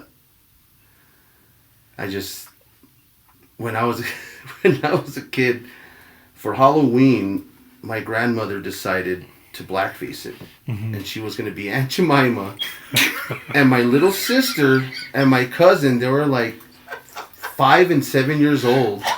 They were her little nieces. Okay, I have a video on VHS somewhere with my grandma. This was the 80s, okay? Like, back then this shit was just something wacky you did on Halloween or on the weekends or some shit. Like, it wasn't meant to be insensitive. It was just meant to be funny. Right. For comedic purposes. Like, you It know. was different times. Yeah. Except when I heard my grandma and some of her relatives and friends talking one day, but that's neither here nor there. They were Aunt Jemima and her 2 nieces, and we have that video somewhere there at the house, and it's fucking hilarious. I'm gonna upload it to my computer and send it to my sister one of these days. I can't put it on YouTube because we'll probably get fucking crucified or some shit. But you know, just I remember crazy shit like that, the 80s and the Yeah, so 90s. I remember we were fortunate that, so my mom knows how to sew real good, right? She's always been making, like, back in the day, she'd make the whole quinceañera dress and then the dresses for the court. the whole dress? My mom would do stuff like that for a lot back in the day. So we were fortunate that my mom would make us costumes Like I guarantee you, my brother and I were the first Mario and Luigi ever, bro. Oh. Because from the booklet that came with the Nintendo, hey mom, we want these costumes. This guy's dressed in red and blue. The other one's dressed in green and blue, whatever. I remember she got a gallon of milk and cut out the bill for the hats. Covered that in fabric, made the hat, M and the L and everything. So my mom was always real creative. Yeah. I was Link from Zelda once. Everybody thought I was Peter Pan. But I remember going back to not blackface, but I remember the kids that couldn't afford a costume or whatever. They'd wear a dress or mom's dress or whatever. And Yeah. they were a woman. A dress that kind of, sort of. Oh yeah. We dressed. I have a Halloween video where I'm wearing a fucking nightie, dude. I'm like 11, 12 years old. I'm wearing a nightie, and it's the titties are stuffed, and I have like fucking fake sideburns curled. That's like, before our man titties came into play. Oh, you know what, bro? That was the manliest shit I ever did, man. But I mean, all my family thought it was hilarious, so I was like, fuck it, let's do it. It's funny. Let's do it. Hell yeah, man. Let's do it, man. It didn't mean shit back then. Yeah, it was for the laughs. It was for the times. It was to be silly, man. It wasn't to put anybody down or anything. That's why when like, and it's funny because it's usually not even the cultures themselves that are complaining about stuff, but like, you know, like if a white person dresses up as a Native American, like, I don't give a shit, bro. Native Americans don't care either. Like, it's other white folks that have a problem with it. And it's like, dude, just let them be. Like, nobody cares. It's not a big deal. Regardless of how bad or decent the movie was, Blue Beetle. Did you see that one video where it was a panel of nothing but white people complaining about how it was like too stereotypical Mexican, you know? Yeah. But I left the theater thinking my son loved it. I thought it was okay. There wasn't a single Hispanic that was offended by it because it's fuck no, there's it's not. Culture. I mean, granted, it's a little bit whitewashed a little bit, but still, I think as Hispanics, we're the biggest ball busters of a culture that there is, bro. That all we do exists. is roast the shit out of each other. From the second that we're kids, bro. I've been roasting my son since day one. Bro. I'm pretty sure Monroy actually legit thought he was Asian because he was like 8 years old or some shit. You know what I mean? Like, we just fuck with them. No, you're not, brother. And that's not why you have some of those other problems you have. I don't care how cold it is, and you're not really Asian, sir. But before I even went into the comment section of that video on YouTube, before I went to the comment section, I'm like, who the fuck are these people saying that people shouldn't watch this movie because it's offensive? Like, none of them were Hispanic, bro. None of them were Hispanic. I'm like, dude, just... I was more offended at The Tax Collector than I was at fucking Blue Beetle, man. That movie was trash. Mm-hmm. That is fucking 2 hours of my life that I will never have again. And I fucking cursed the day that I watched that movie. I still hate that movie. They should have just left that movie gangster the second they went to the Brujeria or whatever the fuck I can't remember because I just saw that one time. It just got too crazy. Yeah. The best thing about that whole movie was Shia LaBeouf, the only non-Chicano in that Chicano movie. Mm-hmm. He was the best thing in the whole movie. Everything was trash. George Lopez was not a good bad guy. The main character, he was the most fucking bland, boring character I'd ever seen in my life. He was worse than Cole in Mortal Kombat 2021. Like that, bro. Let's see how I'm doing on fantasy football, bro. Fantasy football? Dude, I'm in 3 leagues, bro. I've only won the big game once 2 years ago. And this year, it looks like I'm going into the finals in all 3 leagues, I think. Oh, shit. Unless anything changed. No, I'm still kicking ass. One of my best friends started a fantasy football league, and he asked me to join it because he needed 10 people, and he needed 1 more. And I was like, I don't know what the fuck fantasy football is, bro. So he's like, yeah, just do it, man. I know, just join and whatever. I just need a 10th team. All right, cool, bet. So I joined, and we did the draft and all that. I got fucking 3rd place. Oh, wow. Hell yeah, man. Yeah. I got 3rd place. I don't even know what the hell I was doing. I think I started with my boy's uncle. I still call him my brother-in-law. I started with him in about 2016, 2017, whenever he invited me into that league. That was the first one I'd ever done. And like I said, I barely won the first time 2 years ago, bro. I won 1st place. But what sucks, for the championship game, that's 2 years ago, whenever one of the games was postponed because one of the Buffalo Bills got hurt real bad that his heart stopped and he pretty much died on the field and they brought him back to life. That happened? Yeah. But they never replayed that game. So there was a technicality there where what do we do, you know, because even though Rene was winning by 35 points or whatever the fuck, that game was never played. So do we just give it to Rene, or do we split the winnings in half, and make it to where Rene gets the title? Rene gets the title. Rene gets the ring, but the money we're gonna split it in the middle, whatever. And that's what ended up happening. Dang. But I mean, I got the title though. So, but what's crazy, bro, is that my homeboys. Some of them carry notebooks with all their notes and they got all the shit. stats and shit? They got their football nerds like no other. And They all tried to be Ace Rothstein from Casino. They wanted yes, all bro. all the Yes, details. exactly, bro. This And guy's then, girlfriend's pregnant. and then with me, I go in with whatever basic knowledge of football that I have. I know plenty. I'm not gonna say I don't. I know plenty of football for sure. Uh-huh. But I'm an Eagles fan, bro. I know most about my team, and when you don't know any better, you start drafting your whole team, and that screws you over, right? That was my first couple of years. But once you get wiser to it, to where even this year, they were surprised, like, oh shit, Rene learned how to draft. Rene's doing better this Yeah, year. not all the players on your team are superstars. So Yeah, man, and- you gotta get the superstars from each team. But these guys go so far as to make trades mid-season to with each other. Oh, like, that? Oh, I need a running back or whatever. I never do that. There's like free agents in the draft that you could pick up if you need one. I never make trades with anybody. I've had people offer me trades. I'm like, no, I'm good. I'll figure this out with whoever's available. I'll drop a player that sucks for a player that's decent, whatever. Mm-hmm. And yeah, man, like I said, it looks like I'm gonna win second place for sure. Hopefully first place after next week on all of them. Hell yeah, brother. That'll be some good bonus money. All right. And we'll see what happens with that. I'm excited. Yeah, speaking of bonus money, they're giving a lot of bonuses where I work. So I already told everybody that I'm going to be out in the back and on this coming Friday payday. I'm going to be outside with a ski mask on talking about, I'm getting my Christmas bonus today. I'm so excited. Like that. Hell yeah, man. I used to have a buddy that worked at, way back in the day, he worked at, is it Jack in the Box, I think? Or was there a Jack in the Box or an Arby's downtown somewhere? Downtown? There was an Arby's. I Jack in the it, Box, probably. it was one of the two downtown, and I remember he was saying that at the end of his shift, that he would walk the money a couple blocks down the street to the bank and make the deposit. And he got to the point where he was saying, yeah, man, let's plan this out where you guys just jump me. Nobody's going to know any better. Yeah. Of course we didn't fucking do it, but... No, that's actually a legit plan. yeah, it was, man. But everybody talks. At some point, somebody's going to talk, you know. And Yeah. like, nah. What's I'm not. that saying? The best way to keep a secret between three people is to kill the other two? Oh, That's the saying, right? Well, I'm not gonna fucking have the fucking cops at my house. So hey, we heard you say this shit. Well, that's what I was talking about earlier. Opie and Anthony. Uh-huh. They had some law enforcement guy that had retired. I can't remember who it was, but some big shot law enforcement guy.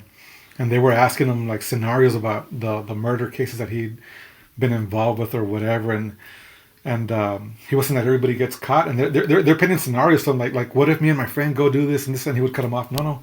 The second there's more than one person involved, you're fucked. Yeah. Somebody's gonna spill the beans, Mm-hmm. or somebody's gonna open up their mouth and talk to a buddy or a neighbor. Oh yeah, Buddy, a girlfriend, something. I was like in Goodfellas, all those fuckers that got popped off were. Yeah. In fact, one of my best friends, died like that. He got hit by a car. Dude fucking took off, and the only reason he got busted was because he told his girlfriend, and she's the one that went and told the cops what happened. Other than that, I don't know if they would have ever found that guy. Deep. Yeah. Yeah, but yeah, you can't. No. And then nowadays you can't even fart in public, man. That shit'll come out on FitFam or something. You know what I mean?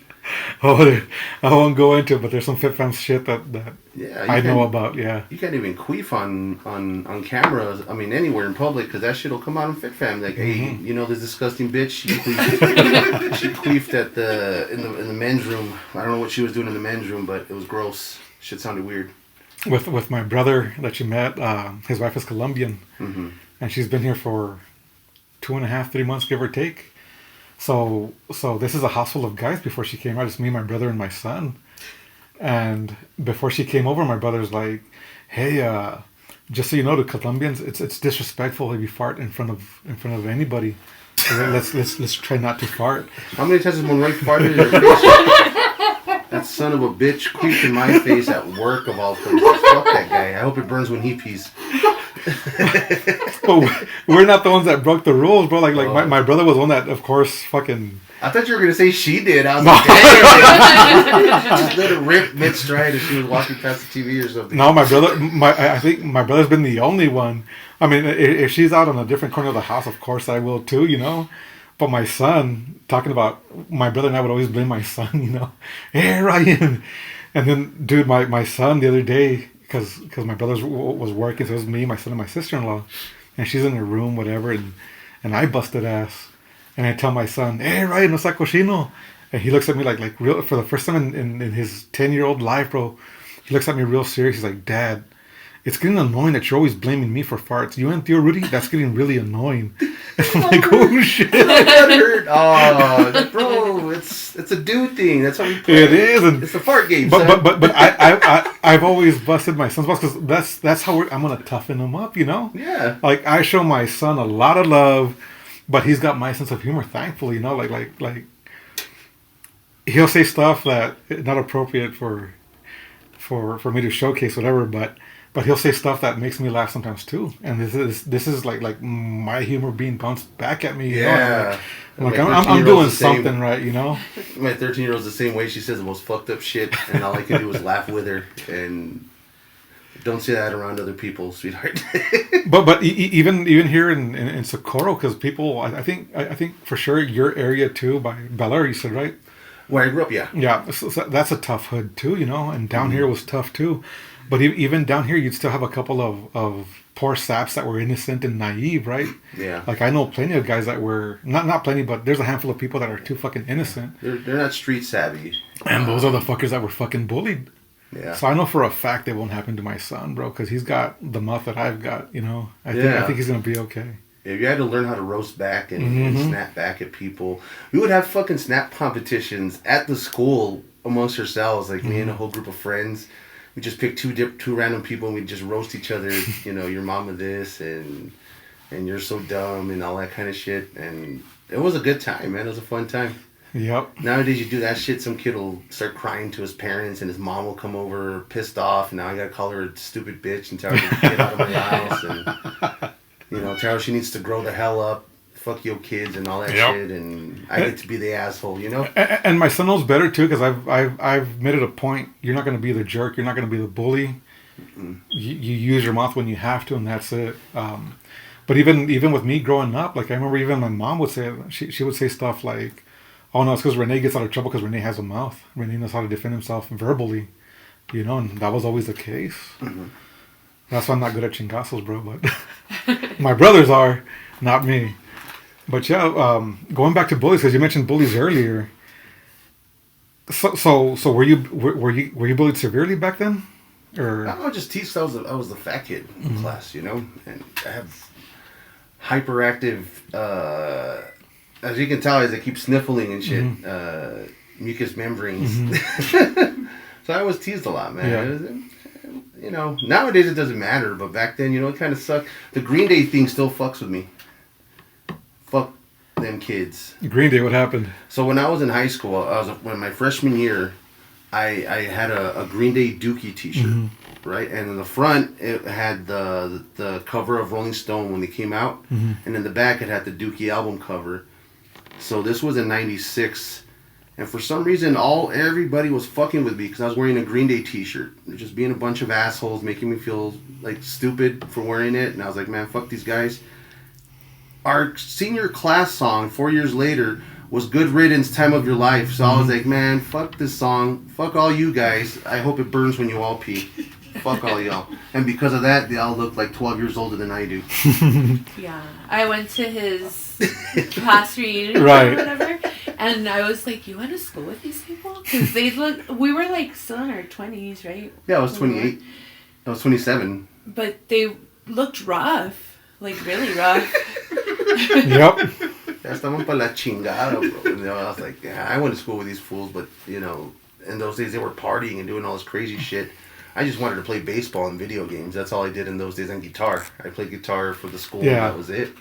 Yeah, so I lived a calmer life and haven't aged quite as fast as the rest of them. I didn't go to the 10-year reunion like you did at 28, but I did go to the 20-year reunion. I had a good time, bro. I had a good time, and I know one of my best friends was like, the only people I care to see are right here in front of me. I don't care to see anybody else. But I've always been very social too, you know. So to me, it was like I want to see what everybody's up to.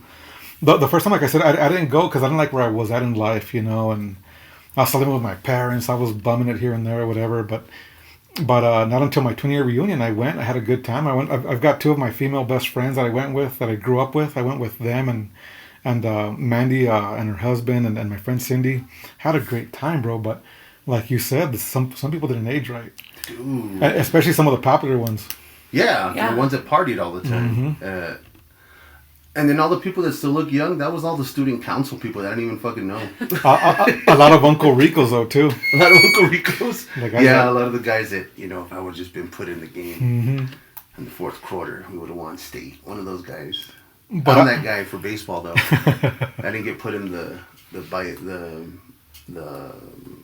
by district championship game. I got from, I think it was three. It was minimum 3 people told me. I remember one of my good friends, Patty, and her husband Omar. They both told me, "You're taller than I remember. I thought you were short." I'm like, if anything, I was an inch taller back then than what I am now. But 3 people told me that I was taller than what they remembered. I didn't consider myself popular, but I did get along with everybody. I hung out with the Chetos, the Cholos. I was part of the rocker crew with this fool too, you know. And there were the freaks and geeks, and I got along with everybody for the most part. But I never considered myself popular at all, bro. I was just cool with everybody. So I would do the same. I would walk around and talk to all the different social groups. My personal inner social group was like the misfit of each social group. Right. You know what I mean? That was some of our friends. Yeah. I didn't really get along with the other baseball players, except for a couple. The rocker kids, I hung out with some of them. I would talk to all of them. The Cholos, I really didn't like them much. Luckily, they all got, most of them got kicked out of school because there was a huge gang fight my freshman or sophomore year. So they were gone. The goth kids, they were pretty cool. They were all right. They were just there. I wasn't really in any of the groups. I just talked to everybody, and just like the misfits amongst each group was the one that I hung out with the most. It was weird. Monroy had long hair. He was all rockered out. People thought he played lead guitar for the Smashing Pumpkins. Now they think he's in Duran Gray. But, terrible music, by the way. Duran Gray. Don't ever listen to that. I won't. Don't. I love the Pumpkins though. Monroy's best work. My wife is always self-conscious about the music she listens to. It's like, oh, I'm sorry if it sucks, and I'm like, no. As long as it's not Japanese, the J-rock, fuck that. That shit was terrible. Not even baby metal. No. When your brother tried to get me to that shit, I was like, no, I'm not gonna hear that. I know what that is. I'm not gonna hear it ever. When he showed us pirate metal one time, I was like, what the fuck is this? Fuck. I was expecting pirate metal, Viking metal. Have you seen that Flanders metal band? No. All the members are dressed up like Ned Flanders. We're going to make a Tom Anderson band. This song goes out to all the hot trim.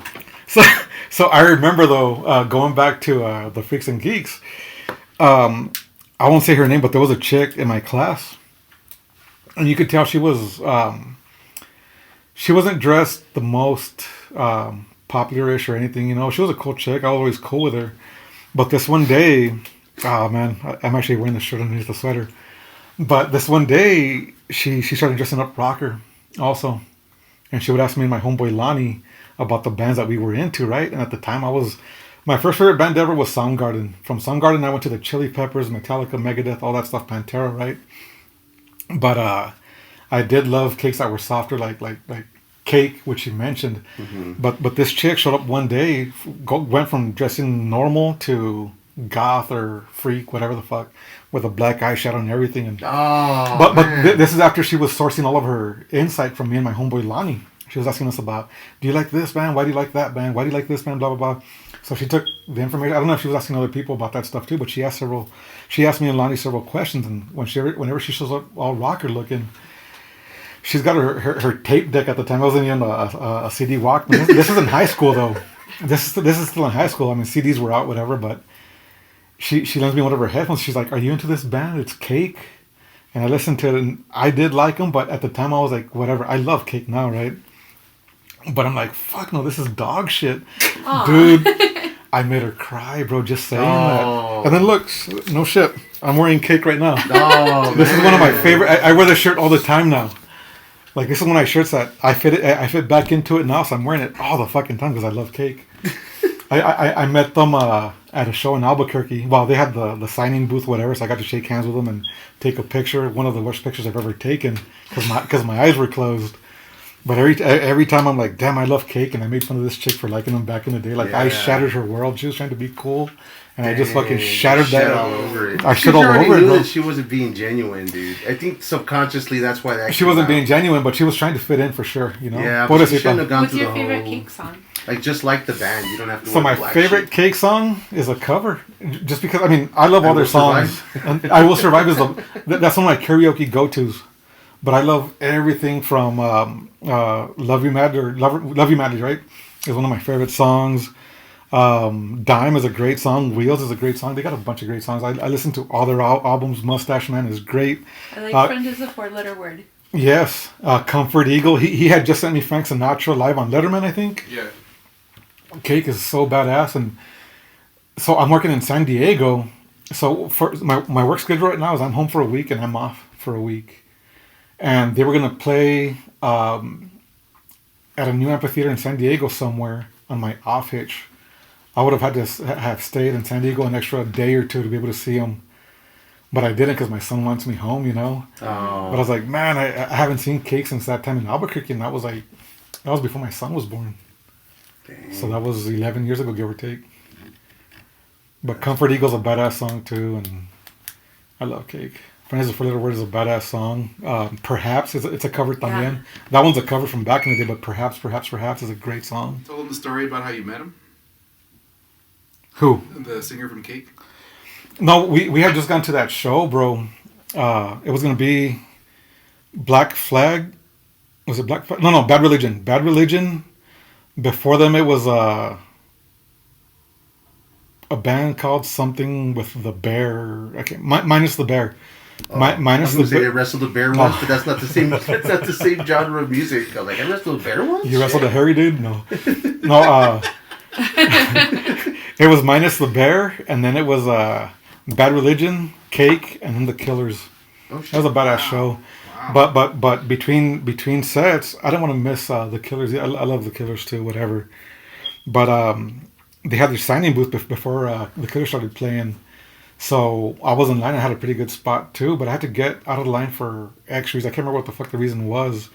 And I came back and the line got longer, bro. And eventually, me and one of my homeboys, we just went to the front of the line. Like, we just interrupted, like, hey man, huge fan. I just want to shake your fucking hand, bro. John McCrae, the singer. And he was like, yeah, come on, man, go ahead. So I go up there and I shake all their hands, whatever. I didn't have to wait in line. They gave me the poster signed. Poster's in here somewhere, but it's all tattered from whenever I moved to the house here. But it's there somewhere. That's dope. But I love Cake, man. Pobrecita, that girl, though. Pobrecita.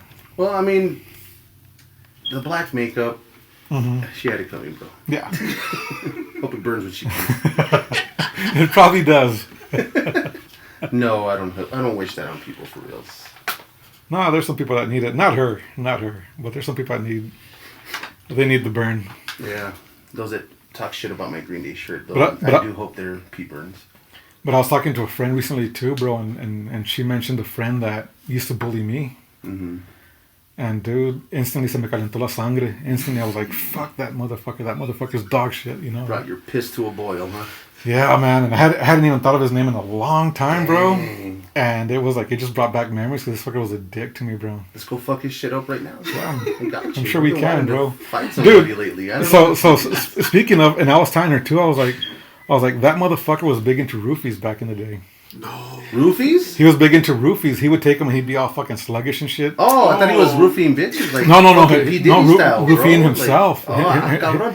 Estaba todo pendejote el güey, Just and I was wanted like, fingers in his butt.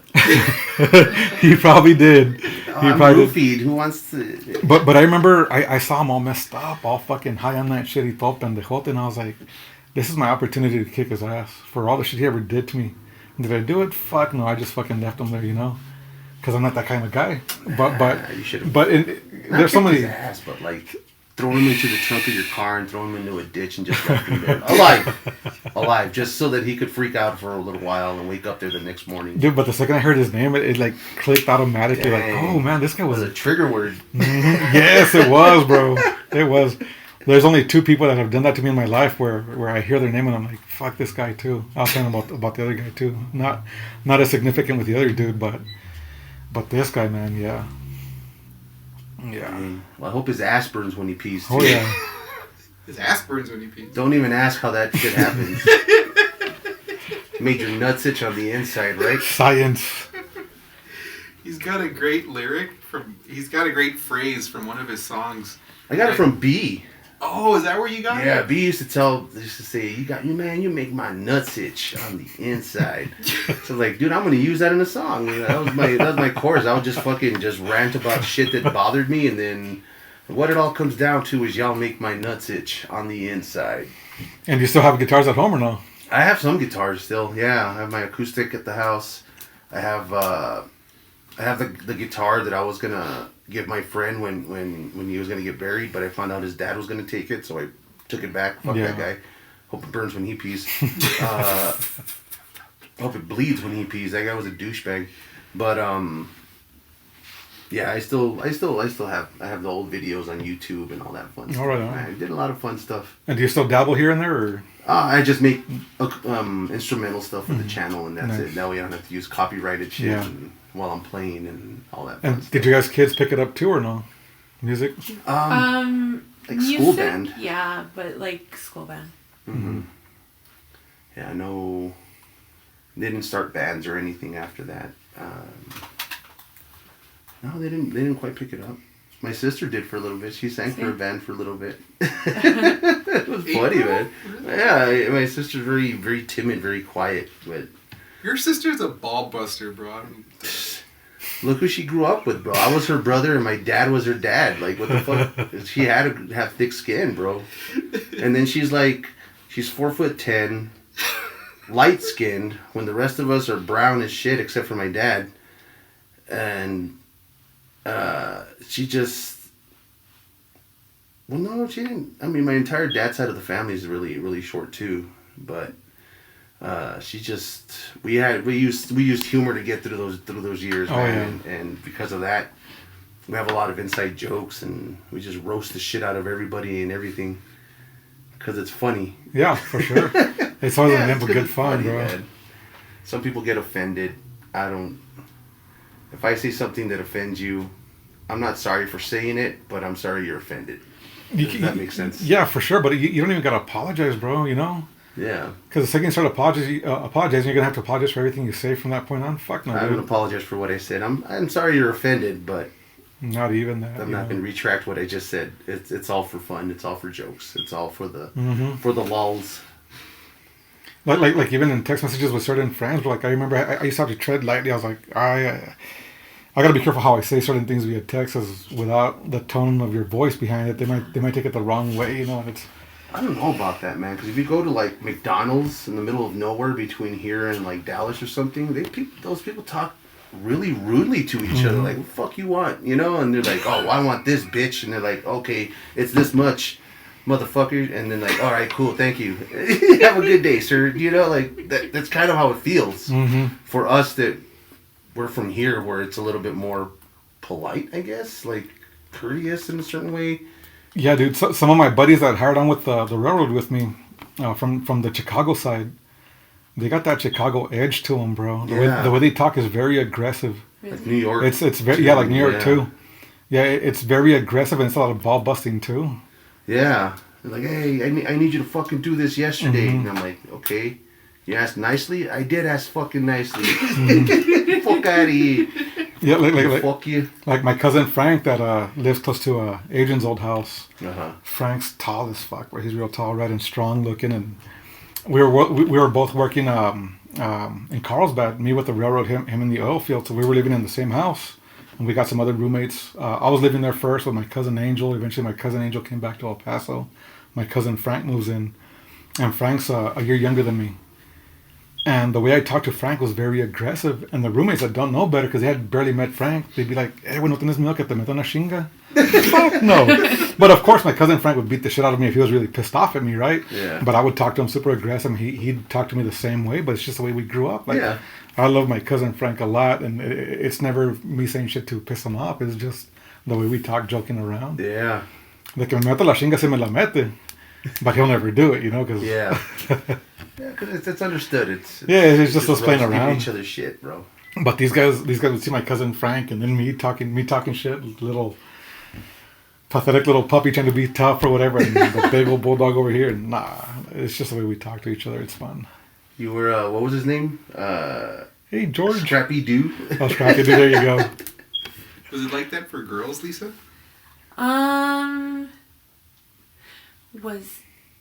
Was it like that for Like, guys? would Oh you my break God, what- break what balls? Weren't you? Yes, I was watching his mouth move so I could like decipher. It's because I'm a closed caption person. Oh, okay. I need to like read. Closed caption.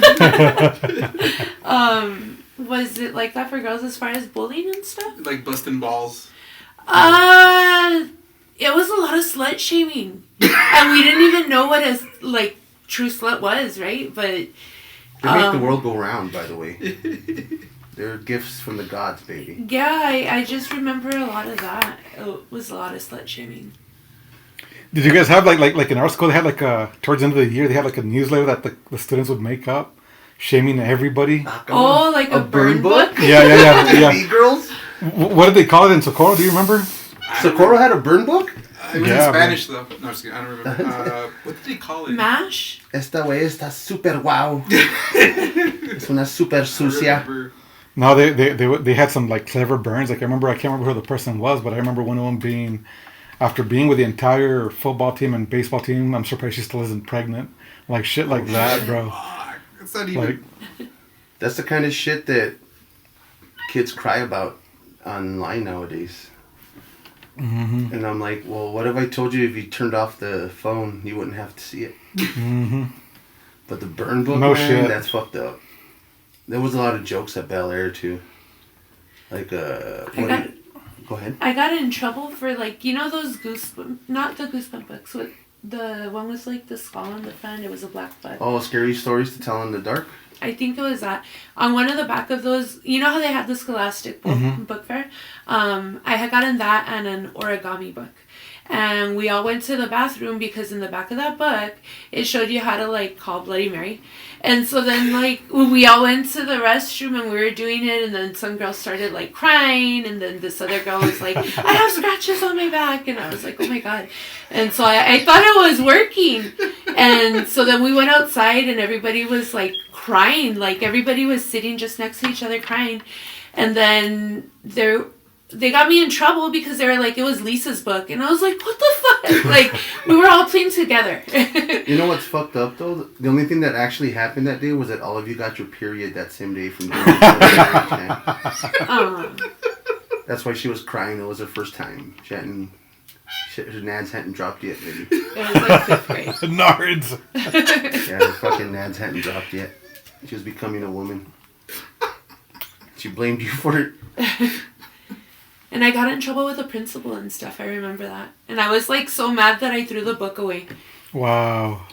I was like super pissed off. You see what God just did to us? Yeah. That's fucked up, man. That's fucked up that you did that to your friend. I hope it burns when she pees. I hope it does too. Got you in trouble. And that was what grade, give or take? I was like 5th grade. Yeah. Yeah. I was traviesita, I guess, a little bit. And then middle school is like easy years. It's just that there was a lot of fights. Mm-hmm. And I wasn't prepared to see a lot of fights. Like, I fought with my brother growing up, so I knew how to like throw down that way, right? But that was very different from like a group of kids going to attack like one kid. So yeah, but I went to Henderson. That probably answers it. That fucking Central life. Remember one time I picked her up? I don't know where the fuck we were going, but we were driving towards Jeff, and there's like one kid running against the traffic, And then there's a whole fucking, like, 30, 40 other kids chasing him, like, Wow. 20, 30 yards behind him. I was like, dude, what the fuck's going on? Is this what you guys do here in Central all the time? Yeah. Central and Northeast, that's a different animal, bro. Dude. But we had so much fun on the last day of school. It was, most people do like the flour, like throw flour at each other Right. and shaving cream. Oh, that's no, right. We got like groceries. Like, Groceries? like an eggs, like You threw real shenanigans eggs, at people or what? mustard, ketchup, potato flakes, like there was pancake mix, there was everything. And we went to Washington Park and we were like ditching, obviously.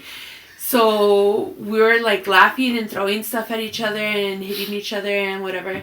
And then we had to go wash off because we stunk because we smelled like ketchup and mustard and other, stuff. So we went to Chico's Tacos, that's right there on Alameda. Right. And it was like 4 of us and we all piled into the girls' restroom and like some people were washing their stuff in the back of the toilet. Somebody was washing it in the actual toilet bowl and then me and my friend were flooding the sink. And yeah, it was fun. Madre. It was fun. It was just shaving cream for me. It was just What- shaving cream. No, what but the you know what fuck? it started with? Like the fucking the 4-course whole meal. beginning. My friend Mari Cruz, she lived behind Chase Bank, and I guess in the area where she lived there were mice. So she had a glue trap with like a dead mouse on it. Wow. And so when they showed up at my house, because they were like going to, the group that lived on that side was walking together to my house. And then we were going to leave all together from there. But she chased me down Alameda with a stupid mouse in the glue trap. And I was like running into traffic because I was scared. And yeah, it was fun. We had water balloons at Bel Air. Water balloons. That Yeah. sounds so mild. When I was in, I think Algebra 2 or something, some guy walked by in the hallway and just threw it into the classroom and hit the roof and it just wet everybody inside. Oof. And then I remember some of the baseball players were chasing each other during lunchtime, and one of them fucking was running and he slipped and fell, right? So he falls and his water balloon falls out of his hand and it bounced like 3 times and he just watched it and it rolled and it stopped and then it popped. It was weird, like a cartoon, dude. I'll never forget how weird that looked because he just fell and he just looked at it and it just bounced twice, stopped completely, and then it just burst. Like I wasn't expecting it to pop. Like when it landed, it's when it should have popped, and that's when I knew that the devil is real.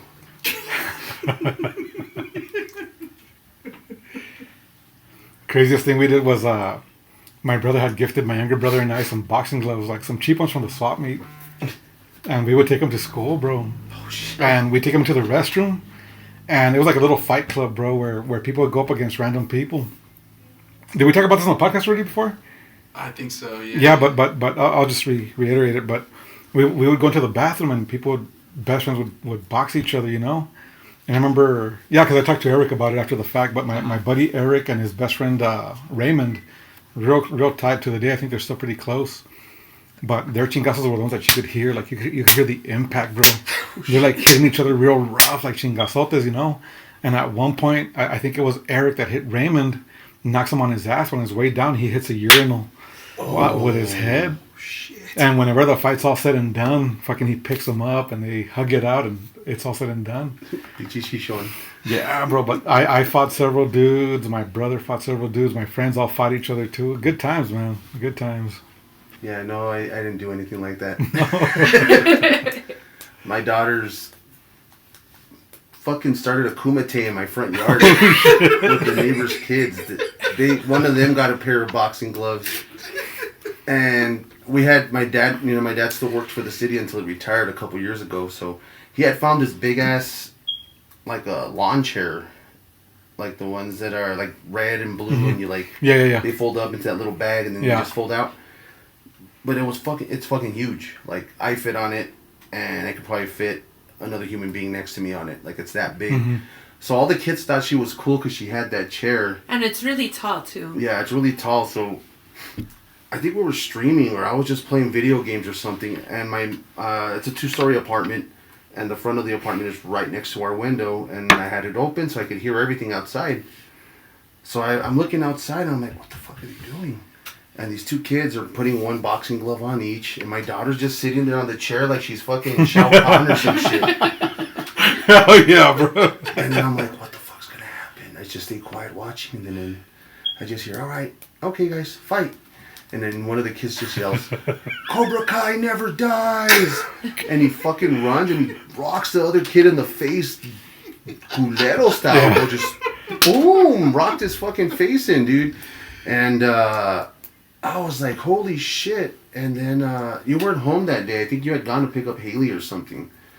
So my daughter just comes in like nothing happened and comes upstairs, and I'm like, hey, what the fuck are you guys doing out there? Are you guys starting a fight club in the front yard or what? And I was like, dang. And then I don't know. I don't know where the kumite came from, but my daughter started a kumite tournament in the front of my house with a boxing glove. My son's best friend comes over once in a while, and he'll spend the night sometimes too. His little buddy Miguel, and he's got a pair of like MMA gloves and a pair of boxing gloves, and they'll wear one of each or whatever, you know. And they go at it hard. I'm like, hey, culeros, no estén peleando. You know, you're gonna hurt each other bad. But no matter how many times I tell them to stop, they won't stop, bro. Because they're just boys, you know. They're boys being boys. The way I see it, it's a sign that they're healthy kids. Yeah, I mean, it's a good way to get some of that energy out without it leaking onto society. I'm over here saying Fortnite. Hey, cabrones! You're all getting your kicks all, yeah, fucking kill that kid and do the John Cena in his face. And then your kids are all rocking each other's shit in the back. Dude, and then when I was in art school, I can't remember who, well, I know who it was that started it. My buddy Ethan, he's half white, half Japanese. And this one day we're partying, right? And he tells me, he's like, hey man, I've never been punched in the face. Punch me, Rene. I want to see what a punch feels like. And I'm like, oh, dude, I'm not going to punch you, man. And he kept on insisting. I'm like, dude, I need incentive to punch you. You have to punch me first before I punch you. So sure enough, he punches me, bro. And I just hear my bell ring, right? I just hear, bing, whatever. So I'm like, all right, cool. It hurt, but it didn't knock me on my ass. Like, I've been punched in the face before, so I knew I could take it.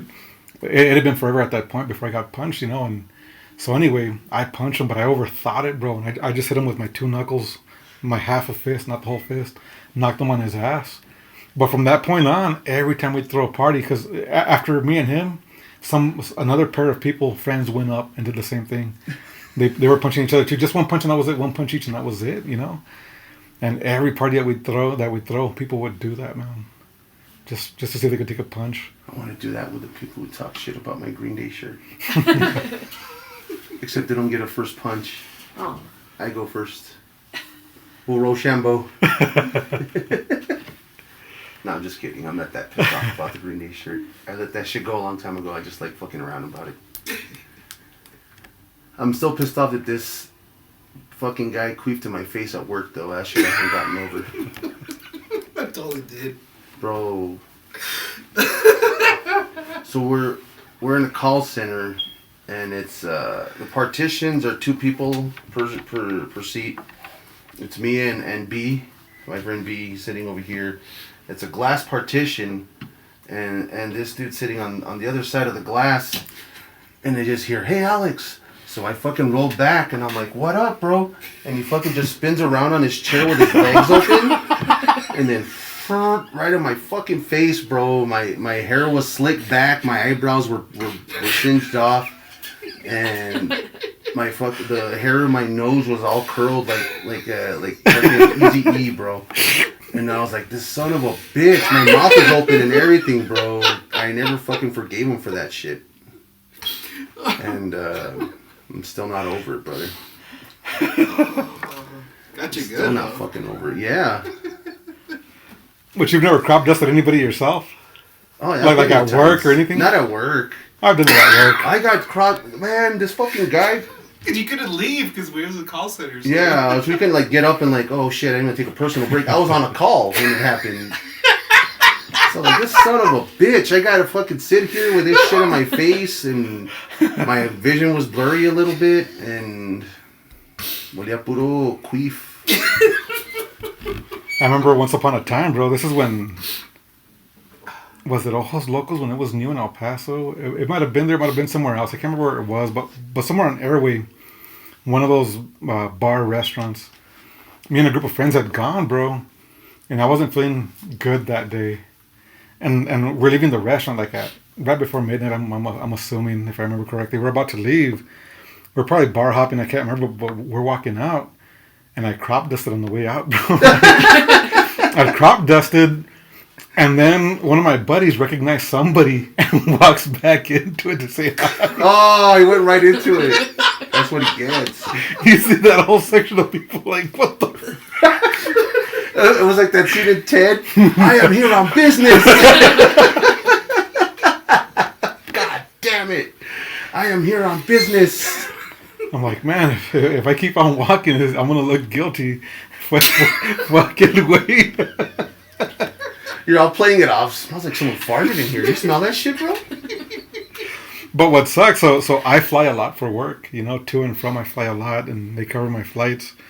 And it's happened to where it's not me, but not all the time, but it happens more often than you care to admit. You get the smells once in a while where somebody está escociendo, Oh, yeah, man. In the call center, too. When someone's not blatantly farting in your face, they'll at least have the common courtesy to stand next to you and let it rip while they're standing next to you, but not look you dead in the eye and with their legs open. Don't turn away after They do don't it. try to. They don't fucking. Some people don't do it to establish dominance. This fucking guy did. I was telling my coworker, I was like, it smells like cinnamon roll. Oh, yeah, we do the whole. Is someone making popcorn? There's part two. Someone making popcorn, everybody starts smelling for popcorn and get To entice them to smell? yeah, and you get a nose full of queef. Yeah, I work with two other guys are 21 years old, And sure enough, I told one of them, I was like, yeah, it smells like cinnamon roll, bro. He's like, really? Oh, you motherfucker. The boy ain't right in the mind. But it's boys being boys at work. Boys being boys, man. It's all in fun, man. Except when it's right in your face and your mouth's open. My fucking hair was slicked back all of a sudden. It was weird, man. Never been so disrespected in my life. But that's how that went down. Yeah, so you got a pretty nice setup here, bro. I like the turtles. Thank you, bro. Look at that. Looks like Snoop Dogg there. We got Buff coat and beaver. That's Chico Chamuca's artwork, bro. oh shit, Eon Flux. Yeah, Flux. And then this is my artwork here. That Raphael back there, that's my artwork also. These are dope, man. Shit, I wish I knew how to draw. Can't draw for shit. I thought I had another one. Oh yeah, I did have another one. I put it in my son's room. I got a Pantera drawing somewhere. I once drew a picture of the wife, and she thought like a kid with special needs was learning how to write with his left hand for the first time. Wait, look at this shit. Yep, everybody's ass. Dang. I remember when everybody had 9-inch nails all over this shit. And that Soundgarden poster was the first and only time I saw my favorite band perform. That's when they got reunited, the reunion tour in 2011. Hell yeah, bro. So my brother that you met, he had just started working in Afghanistan. He was making good money, and he bought those tickets, and he bought VIP tickets. That's what that badge is there too. They gave us a keychain. They gave us a bunch of other stuff. They gave us a bunch of goodies and stuff. And then my brother went so far as to rent a Hummer limousine to drop us off. So there's a line of people waiting to go into the. It was at Red Rocks in Colorado. There's like a line of people waiting to go in, and they see the fucking limo Hummer pull in, and they're expecting someone famous to get out, and then all these fucking brown kids get out, So. It was a badass concert, man. That was one of my favorite concerts ever. Yeah. They saw you guys come out, and they were like, what is it, 2011? They're all, damn, Obama's letting anybody in right now. Fucking giving them 5-star treatment. Oh shit, my bad. But yeah, dude, it's a cool setup, I guess. I still want to possibly rearrange it. Probably get like a couch situation eventually. We'll see. Yeah. I like the way it looks right now, but we'll see what I do with this eventually. It's gonna be a white couch with leather. Oh yeah. Ooh, Oh yeah, man. yeah, it's gonna smell like Astroglide up in this. It's gonna get weird, Monroy. Ooh.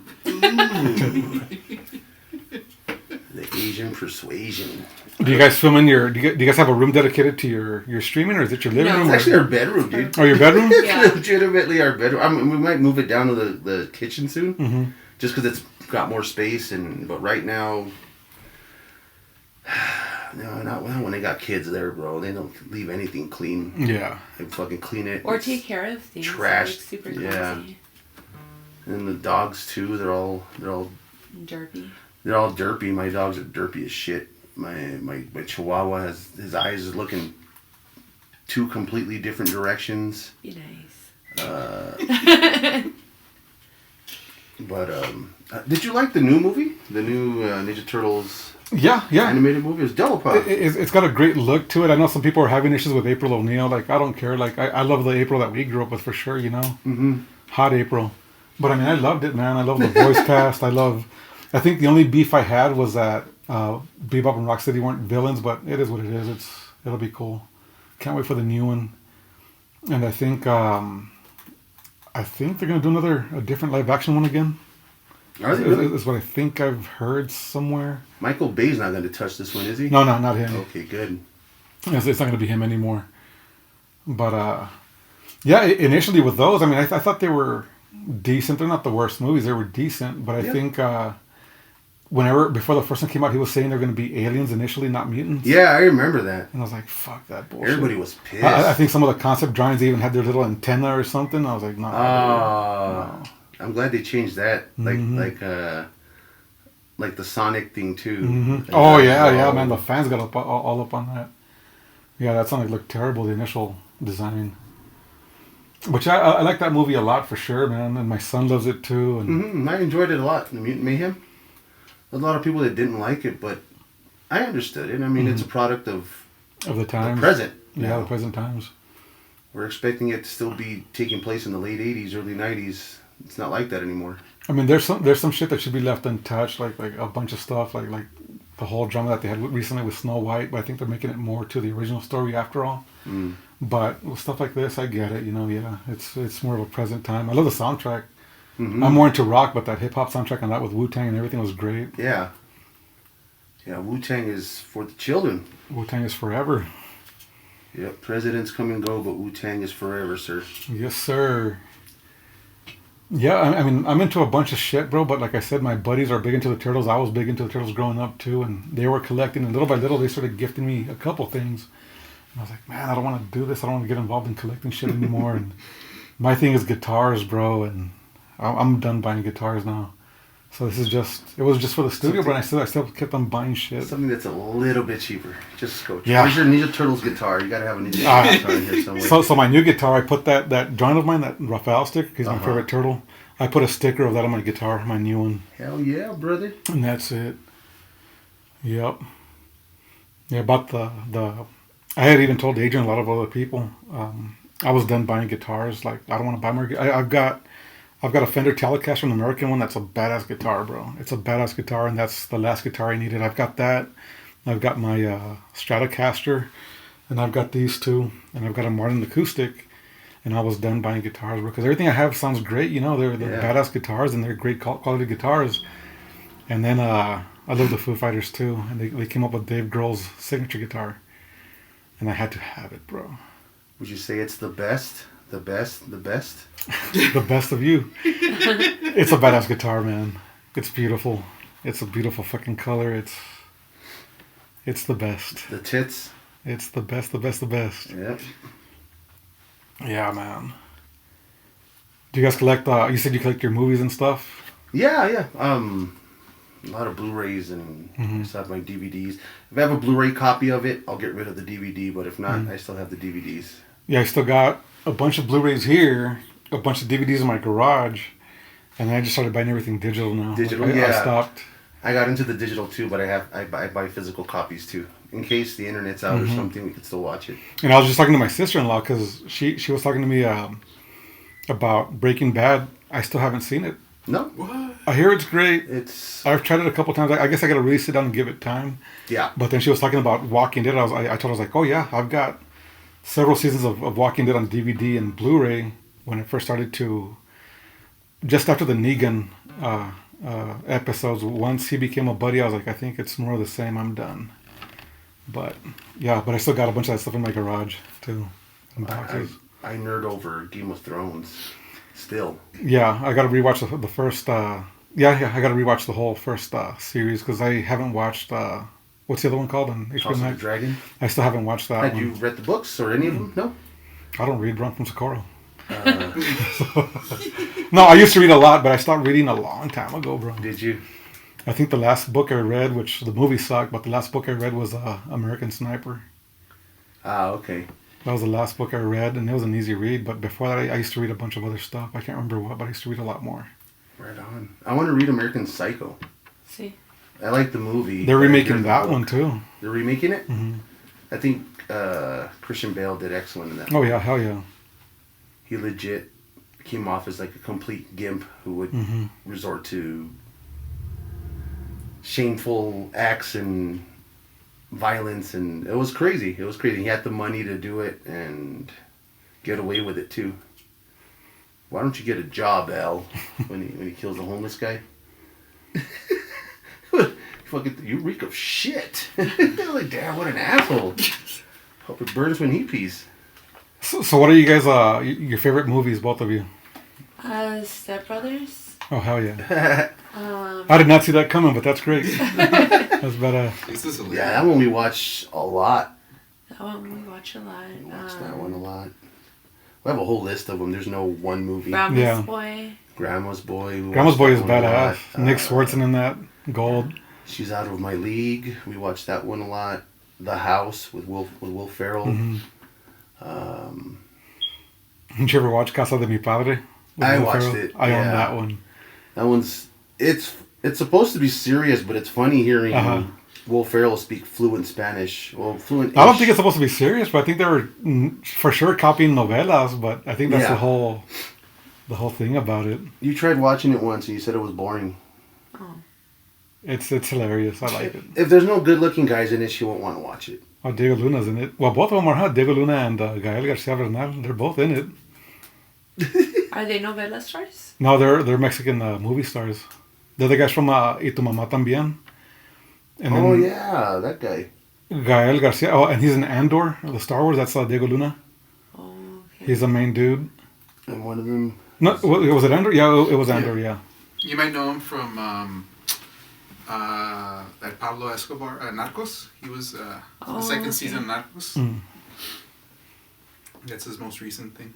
I like in season 3, Narcos Mexico when they blast Bad Bunny in the face. It was pretty entertaining. See, that's another show I gotta watch, bro. I gotta watch Narcos. Si tu novio no te mama culo. That's my fucking. No, that's not my jam. That other song's my jam. The one with Tech Nine. The one that's all titties. Oh. That one, and they just chant that, and then they make all these stupid over the shoulder boulder holders. Yeah. All that childish shit we used to say. Fucking Tech Nine is flowing that shit, bro. It's good, clean family fun. Hell yeah, man. 10 out of 10 would recommend. No, with me though, with the movies, all the Adam Sandler movies for sure, man. Oh yeah. Like one of my favorite movies of all time is 50 First Dates. Like that movie's Wedding Singer too. Those two movies are, and of course Happy Gilmore, Billy Madison, Mm-hmm. classics, man. Yeah, those are great. I was always into the Back to the Future series, like I said earlier, and then Indiana Jones and Ghostbusters, all that stuff. Oh yeah. Grew up on everything, man. Yeah, I loved a bunch of those cheesy '90s kung fu movies. Mhm. Three Ninjas and Mhm. fucking. What were those other ones, man? Three Ninjas. There was that one. Teen Ninjas, Surf Ninjas. Surf Ninjas was I loved Street Fighter. I don't give a shit how shitty it is. Jean-Claude Van Damme Blanca looked cannot like shit speak in that English. Raul Julia's the shit in that Yeah, he movie. was, man. Of course. Of course. Adam's I love that. Family with Raul Julia, bro. Both of them. Adam's Family and Yeah. Adam's Family Values. Those movies were great. I just love when he goes on his rants about how Bisonopolis is gonna be this and people will bow to him and he's fucking into it. It's great. You haven't streamed that game from the movie Street Fighter? The game, no. I need to get I need to get my my mini PC fixed because the audio sucks. But on that one, it has some of the arcade emulators, so I want to play Street Fighter the movie, the game. I've got a big ass. My compadre left it here because he moved out of El Paso, but he left a big ass arcade unit with I guess it's got that Raspberry Pi chip, Oh, okay. whatever. But it's a big old unit with the two. Is it 2 or 4? The joysticks and the buttons to hook up to the TV, and it's a PC with everything built into it. I have it in my garage because we hadn't played it in a while. But that thing, I got to figure it out because we couldn't get it to work all the time. Sometimes we just get a black screen on the TV. Sometimes it would boot up normal. But I think that Street Fighter game was in there. I think it's got a bunch of games in it. It might be the Sega Saturn version, which is slightly different from the arcade. But if it's the arcade one, that'd be dope. Yeah. 'Cause I remember playing that one at Peter Piper, Chico's, or some shit. The one I never saw anywhere, but I mean I've seen it on YouTube. But there used to be a store back this way somewhere over here, by my aunt's house, and they had an arcade unit. It was Willow from the movies, Oh shit! and it was by Capcom, and that game looked badass. It was And dope. It looked badass, bro. And I never played it because I don't think I ever had quarters, or we were always in and out of that store real quick. So I never played it, but I remember always going into that store and seeing it, wanting to play it. So if you look up the YouTube videos now, it looks like a badass game. It looks like Yeah. it kind of looks like Super Golden Ghost kind of. That's cool. Because I'm pretty sure it was Capcom that made it.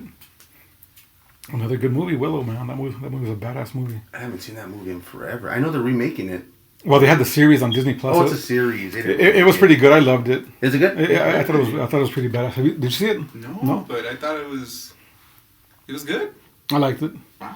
I mean, some people were having beef with it because they threw in some lesbian love, I think is what it was. People weren't enjoying that aspect of it, but Yeah, who cares, bro? I don't give a fuck, bro. It's new characters. They're not messing with the old characters. It is what it These is. people exist. It's okay. But I think they left it open for another season, bro, because Yeah. they do mention what was his name, Val Kilmer's character. They do mention him, and I think you hear his voice here and there. But well, spoiler alert, whatever.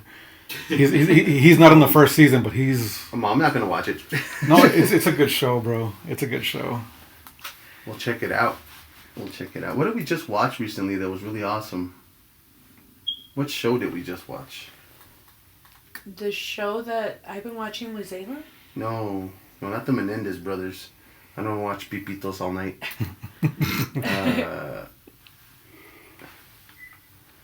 We just saw a TV show. Oh, Penguin. Oh, yeah. Penguin was. Penguin sick, is man. good, bro. It's I fantastic. got a few episodes to go, but so far Okay. what I've seen, I've gotten to the part where.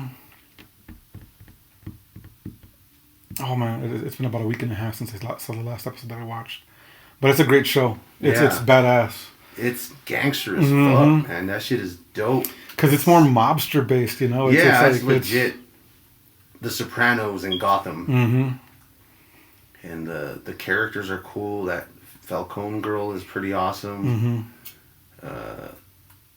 The Hangman, as they call her. Yeah. And then, yeah, it's pretty cool, man. I won't go too much into it. I'm sure you've already Yeah. heard some stuff, but Yeah, I did, but I can't remember what I heard anymore. But Okay, good. But up to the point where I'm at, it's pretty intense. It's pretty badass. yeah. What did you think of the new Joker movie? So, I have a box that I bought on Amazon. I heard not to watch it in theaters. I tried watching it a couple days ago in this box that I have. It's got all the movies or whatever on it. It's Bunch on of Max shows. too, by the way. Yeah, it's on Max 2 now, exactly. And I tried watching it and I couldn't. You couldn't? I think the first one's a piece of... It's a masterpiece, bro. It's a piece of art. It's badass. The first one's badass. This one, my cousin Frank's wife, she actually told me, she's like, I actually enjoyed it. Where everybody I else, liked it. Everybody else talks shit on it. Like, I get it. I understand it's probably a viaje in his head. He's tripping or whatever. That's where the music comes into play, is what I imagine. I guess I really got to sit down and pay attention to it to see if I'm going to like it or not. But up to this Yeah. point, I mean, you got to realize I got my son running around or whatever, you know. Yeah. Or, hey, daddy this, daddy that, or daddy, I'm hungry, whatever. So I got to take care of my son a lot. Yeah. So I got to sit down and really pay attention to it. Yeah. So you liked it? Because I did like it because one of my friends, I had heard all the complaints about it, that it's a musical and blah, blah, blah. But if you take the character Arthur Fleck into consideration how he was in the first movie, when he kills those three guys for the first time, the first thing he did was hear music in his head and he started dancing. That's right. Yeah. So to him, the chaos or the bad things he does seems almost harmonious to him. That's how I see it. So in the second one, when he finds somebody else that also shares Harley. yeah, they both have this. All the songs are in their heads, but it's with each other. And at some point, it starts trickling into the real world when he's in the middle of an interview, and he starts singing during the interview, and the interviewer's like, "What the fuck's going on?" And it even hits you like, "What the fuck's going on?" But once you realize that it's two people that are not there at all, and they're equally as messed up. All the music is in their heads, and they're just performing all this stuff with each other in the same way that Donnie Yen and... They're in sync. Yeah, they're in sync. They're in the same way that, like, how they try to explain that black and white fight scene with Donnie Yen and Jet Li and Hero, how it was in their minds. Yeah. Yeah. So that's them. And I then remember that now. the movie isn't really about Joker. It's about Arthur Fleck and how he... It's about a completely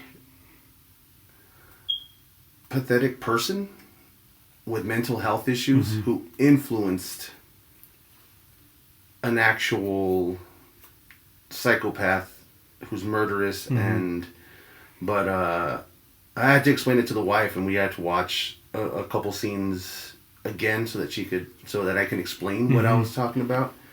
But I did like it. I enjoyed it. I have watched it more than once. The songs are okay. They're all like covers of 1920s songs because that's who Arthur Fleck grew up watching.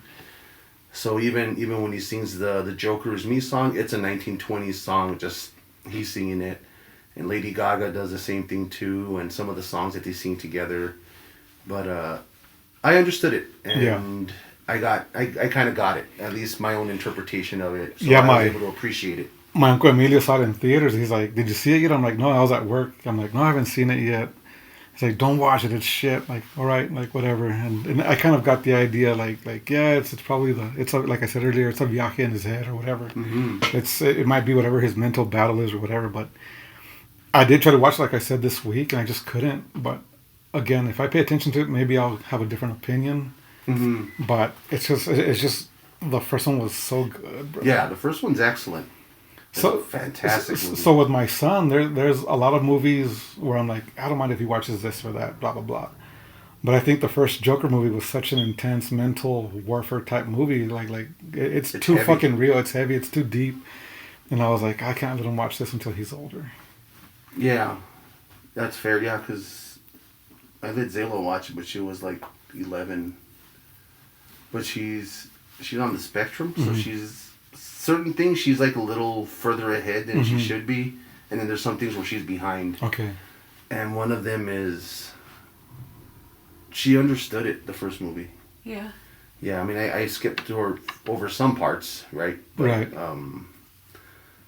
Because she plays video games and all that, like, and then I'm her dad, so she hears me say all this crazy shit all the time. So bad language and violence will, it's not real. You know, it's really good makeup effects. Okay, kind of keep her back in reality. But yeah, just the stuff with nudity and stuff is the stuff we try to just keep her still a kid. No, for sure. Yeah. And that's just it. Like, kids grow up too fast now. Like, even with my son now, I'm like, dude, you gotta slow down, bro. Yeah. But it's whatever influence he gets from school or whatever. Because here at the house, I try to keep him. Yes, I talk to him a certain way, and I want him to be pretty sharp on certain things right in life. But some of that cool kid stuff he gets at school. Yeah. Not for me, whatever. But yeah, a lot of, and then the phones and all the technology that they have now. A friend of mine at work was telling me that he just had to take away his 9-year-old's phone away because he was watching Cochinadas on it. And I'm like, bro, 9 years old? I mean, I saw stuff when I was 9 years old too, but I mean, I grew up with a bad past as a little kid, so I was exposed to a lot of that stuff early. But that's why I was like, 9 years old, dude? Like, but then you think about it, it's a phone. It's instant access. All he has to do is hear of something, Google it, and that's it. It's going down a rabbit hole. Yeah, the only reason I got my son a phone, I got it for him for his birthday this year, was because whenever he was out at his mom, sometimes she wouldn't answer the phone or whatever. And like I told you, I've got primary custody of him. So sometimes I got to know when he's on his way to the house, or I'm just going to get a hold of him. So it's like, fuck it, man, I'm just going to get him a phone. It's less of a battle now. So now, and he knows if I call you, answer. Yeah. So, yeah, just it's to keep crazy. track of him. But yeah, it honestly doesn't help a lot either. It's as much a good thing as it is a bad thing for them to have as much it. a distraction as it is a help. Mm-hmm. Yeah. But then I've also got them sending me like funny videos on Instagram to make me laugh or whatever, and some of the stuff I'm like, dude. I think she had an Instagram a long time ago, huh? Say that. And then some older guy started writing to her, so she turned it off. She didn't want it anymore for like a couple more years, and then she eventually went back to it. But that happened to her. She had older guys writing to her, and Crazy. She's out real there. curious about stuff, so she had a Discord for a while. And I guess she made friends with people of different ages. So some people were like our age, and then there was some kids in there. And I guess to one of the people she started writing to, she asked why did your husband leave you? And the lady answered back kind of curt, and then she still responded like, well, I'm not trying to be mean. I'm trying to ask, why did he leave you? And I was like, you don't ask people that, sweetheart. Like, I had to explain it to her. I'm like, you can't do that. that's the spectrum talking. Yeah. the no filter. I forgot we were talking. She has a sense of humor about it too. The spectrum thing. I forgot we were talking about. She's like, "Why, Dad? Because I'm on the spectrum." Oh, this fool. Did you guys ever see that show on Netflix, Love on the Spectrum? No, I No, haven't seen I it. have not. Watch it. It's crazy good. Like they're not making fun of the kids at all, but you see them talking the way they talk on their dates, or some of them they're just disinterested and they let it be known, and they just fucking walk away from the date. Like, I think I saw a clip from one of them on TikTok where they're like, "I don't. Do you like something having to do with comic books?" She's all, "No, I don't," and then they just get up and leave. They just walk away Yeah, from each other. because there's a girl that's relatively high functioning. Of course, she's high functioning, and she's really into anime and stuff like that, and animation, and that's what happened. It might have been the same one. The guy wasn't into anime. He wasn't into art. He wasn't into dinosaurs or whatever the fuck he was into, right? And she was like, "All right, never mind." I'm not Yeah, into one it." of them was into dinosaurs, the boy. Yeah, and then when they separated, they asked him why didn't it work out, and he's like, "Well, she doesn't like dinosaurs." And she's like, "He doesn't like anime."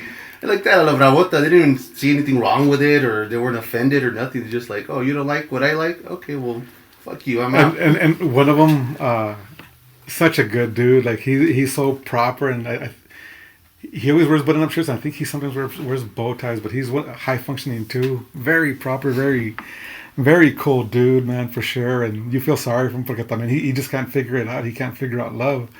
You know, reminds me of me, right, Adrian? But You're not gonna find it with Adrian. no, hell no. He might love you a long time, but it's gonna get weird.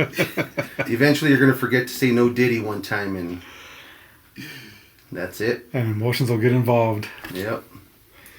No, but that's a good show too. I think there's a couple seasons, two for sure, and I think there's an Australian one too. Oh shit. But it's funny to watch. Not funny because they're making fun of them. Like I said, no. It's just how direct they are.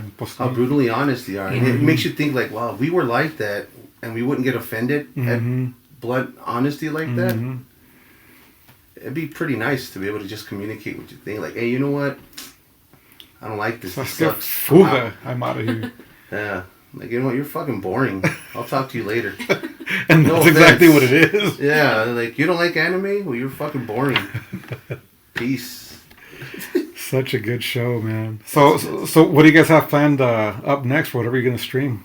What do you want to stream next? Oh, it's usually random Or shit. I was gonna ask, how do you guys go about that process? He always asks me what game I want to play, so I just start naming like every game that's a fighter game because I don't care. Like I'm a button masher. Yeah, like hardcore. So I don't really learn moves or anything like that.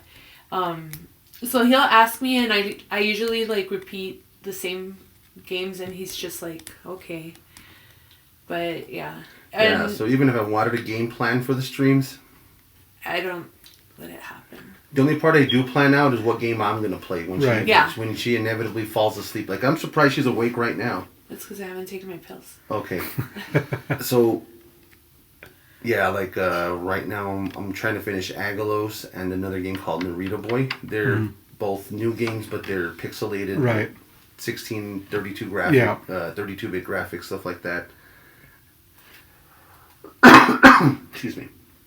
I'll play Fortnite with a couple of the viewers under the same name, Bonholio44. So you're welcome to. Yeah, add me on PlayStation, bro. Yes. I'm Audio Pepper on everything. There we go. Audio Pepper. I'm Audio always playing. Pepper. Audio Pepper. Yeah. So yeah, we just we're streaming Thursdays and Fridays, 6 p.m. on Thursdays, Fridays at 8 because of my work schedule. You want to do a Christmas stream this week? We can. On Wednesday. Yeah.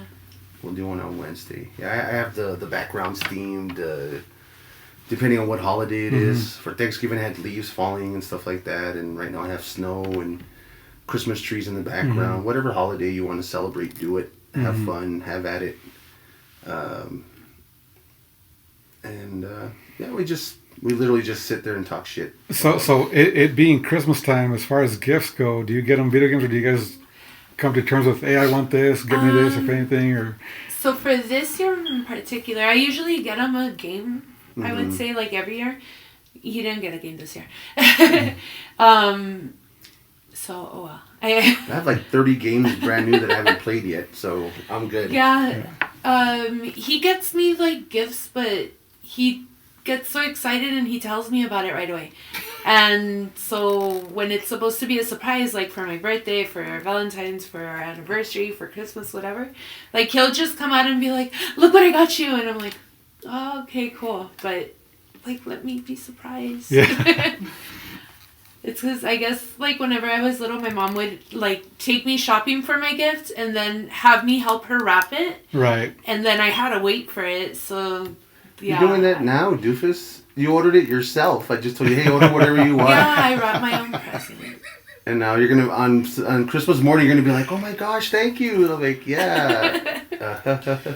With me, it's gotten to the point because my birthday is on Christmas Day. Oh no. no. Shit. Yeah, man. So I'm gonna be 44 in a couple of days. But with me, it's to the point now where it's like, I love giving people gifts, and I don't care what the fuck I get anymore. Because if I want something, clearly I'm gonna buy it for myself, you know. Yeah. So now I'm to the point where I don't need gifts. Like I don't know if that's old age or whatever the fuck. But like I said, I got myself that guitar recently, so Yeah. I'm set. Like I don't need anything from anybody else. If they give me a gift, cool. If they don't, I'm cherry. I'm good. Yeah. But I like giving gifts for sure, man. Yeah.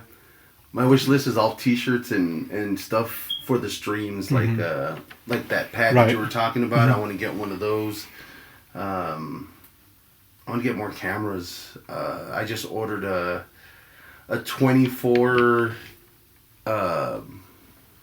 It's a surge protector, but it has 24 slots for 24 different items that I can put behind the TV, so I can plug in all the systems and all the stuff into one. Yeah, so that. Because I have 2 different surge protectors in 2 different directions with 8 each, and I'm like, no, why don't I just get one big one? And it also has like 7 or 8 slots for USB ports. Right. So most of my stuff is that or books. Books.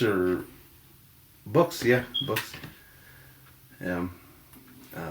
And it's just we just make wish lists on Amazon so that we, we're like, okay, well, I get you something that you actually want. That's part of the stress of me, just figuring out what to get people. Because on that token, that I don't want to get someone something that they're not going to use or not like, like. Yeah, that's where the wish lists come in. They're very handy.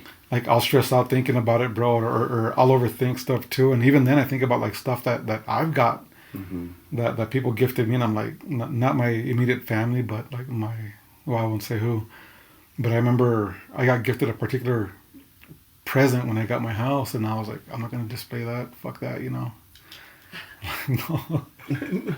Come on. So what is it, like a flag with a swastika on it or some shit? Or what the fuck? No, I'm just kidding. I'm just being silly. It'd be better than what I got. No, that was just. But I was like, yeah, no, like I've established my little area, and there's stuff that doesn't fit in here, So I was like, yeah, no. And I think my mom told me she was questioning, like, hey, I haven't seen Rene display this item. Like, yes, it's on top of the fridge. It's a Pirates movie poster. Yeah. The Pirates triple X one. Autographed. Jada Jameson? Is it? Yeah. I have a Blu-ray that's autographed by Jesse Jane and Tegan Presley, because they came to the Parrot to perform, and I went to go see them, and I took my, not the whole case, well, not the movie in it, just the case, and I was like, hey, could you sign it? Like, yeah, okay, cool. Whatever. That was cool. That was a long time ago. Good times. Good times. Hell yeah, man. So Christmas stream, and let people know where they can find you again. I know I said earlier, but let people know. And twitch.tv/Bungholio44. We have our little catchphrase, you take it easy, and if it's easy, you take it home. You know what I mean? That goes to the guys and the ladies, because we don't slut shame. In fact, some of the sushi has helped get all of us out of some rough times. So. Oh yeah. So we thank you for your contributions to the planet, to society, yes, as a whole.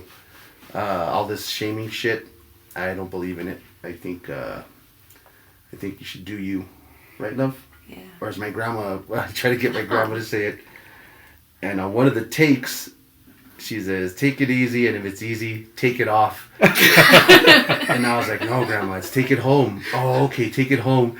And my sister was there, and she's like, "No, she got it right. She got it right the first time. Take it off." I'm like, "Okay, you know what? For the guys, it's take it easy, and if it's easy, take it home. For the ladies, it's take it easy, and if it's easy, take it off." Oh yeah, man. Yeah, we don't do the shaming here. There's no room for it. No, there's no reason for it. You do you. Just don't be a full Raptor tool. All that other fun stuff, just be safe about it. I'm all about free love. Just be safe. Be safe about it. Do your thing. Yeah. Whatever you're into, just as long as it's not illegal, and I don't mean in certain states. I mean like it's understood universally that it's not. Just right. Don't be a fucking marrano. Yeah. Yeah, man. There's too many creepers out there. If it's something gay or bi, I don't care. Do you? Yeah. Have fun. Whatever pumps your nads. But it's the illegal stuff. It's the not cool stuff. Yeah, it's the not cool stuff.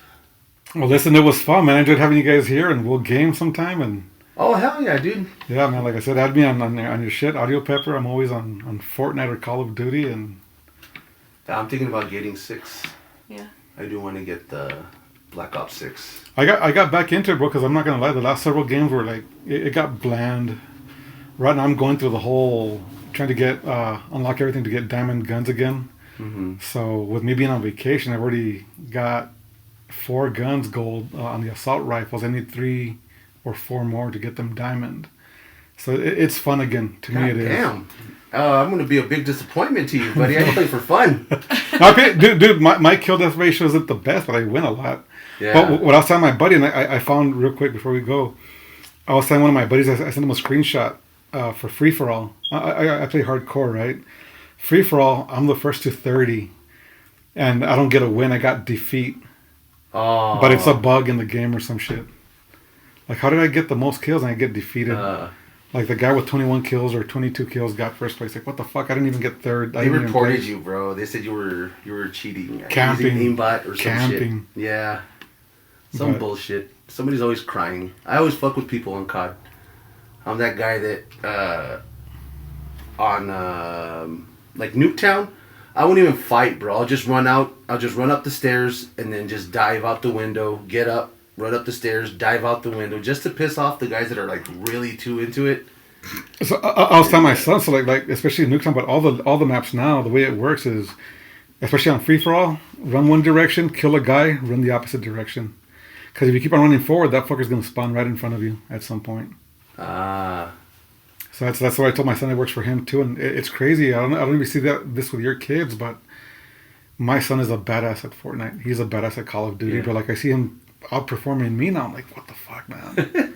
and I'm telling him, you're a badass because of me. He's like, no, I'm good because this and this and that. Because I whatever he says, whatever his reasons are. I'm like, no, dude, genetically, I transferred this shit to you. Yeah. So. Yeah, some of this is hard work. Some of it's raw talent, and it's genetic, bro. Yeah, some people have it. Zayla has it. My 13-year-old has it. She's really good. Little Phil has it. My friend Phil's son. He's really good. He's like 12 years old right now. And first time we played Mario Kart with him, I didn't give a shit. I fucking rocked his shit. And we fucked that poor kid's shit up. And he disappeared for like 2 weeks. And he came back with a golden Mario. And he fucked all of our shit up, bro. He had like a Rocky IV montage thing going for 2 weeks, dude. Like he trained and unlocked the gold Mario and came back with a vengeance. And now I don't feel in any way, shape, or form bad for the bad shit I've done to that poor kid on Mario Kart. I've done some awful things. Well, this guy too. Well, my cousin AB that you met, the one that wants to do a stand-up comedy. Oh yeah. When AB was younger, he's 21, I think, maybe 22. I think he's 21. When he was younger, he was probably about my son's age, about 10 or so. I used to be a badass at Madden. This is when I was living with my folks, and I remember we had to get together a birthday dinner or something at my parents' house, and he challenged me on Madden. And this kid is like super smart as far as sports. Everything sports, he knows everything. Basketball, football, everything. NASCAR even. So I'm playing Madden, bro. And he was always outspoken too, even as a kid. So he's kicking my ass, and he's doing a run play where he's running 100 yards into the touchdown, yelling, "Got you, motherfucker!" Like yelling shit, whatever, you know. As a kid, and my uncle, "Hey, go on," whatever too. But yeah, man, like some people just have it, man. I think my son for sure. There's some raw talent, like you said. It's because of me, bro. Because he's got music too. He's got music in his veins, so of course, it has to come from somewhere. Yeah. Hell yeah, brother. But as far as fighting games, I am playing Mortal Kombat 1 because I just bought that upgrade for it with a new story mode on Black Friday.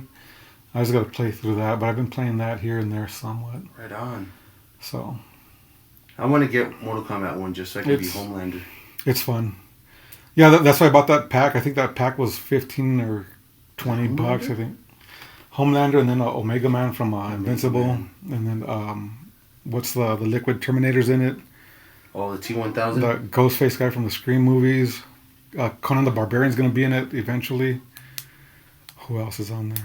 I can't remember, but it's... Play Shaolin versus Wu-Tang. You'll see Monroy in that shit. Doing Drunken Fist. You love Shaolin movies. Well, again, it was fun, man. Yeah. You guys should come back. Excellent. Pleasure meeting you, I'll be Alex, glad. Lisa. I'm glad to hang out. And so everybody, make sure to follow you guys on Instagram, Twitch, Discord, and TikTok as Bungholio44 with Alex and Lisa. Yeah, you guys take it easy, and if it's easy, take it home, all right? And again, this is a Long Story Longer podcast with Rene Rodriguez and Bungholio44. Peace out. Love you all.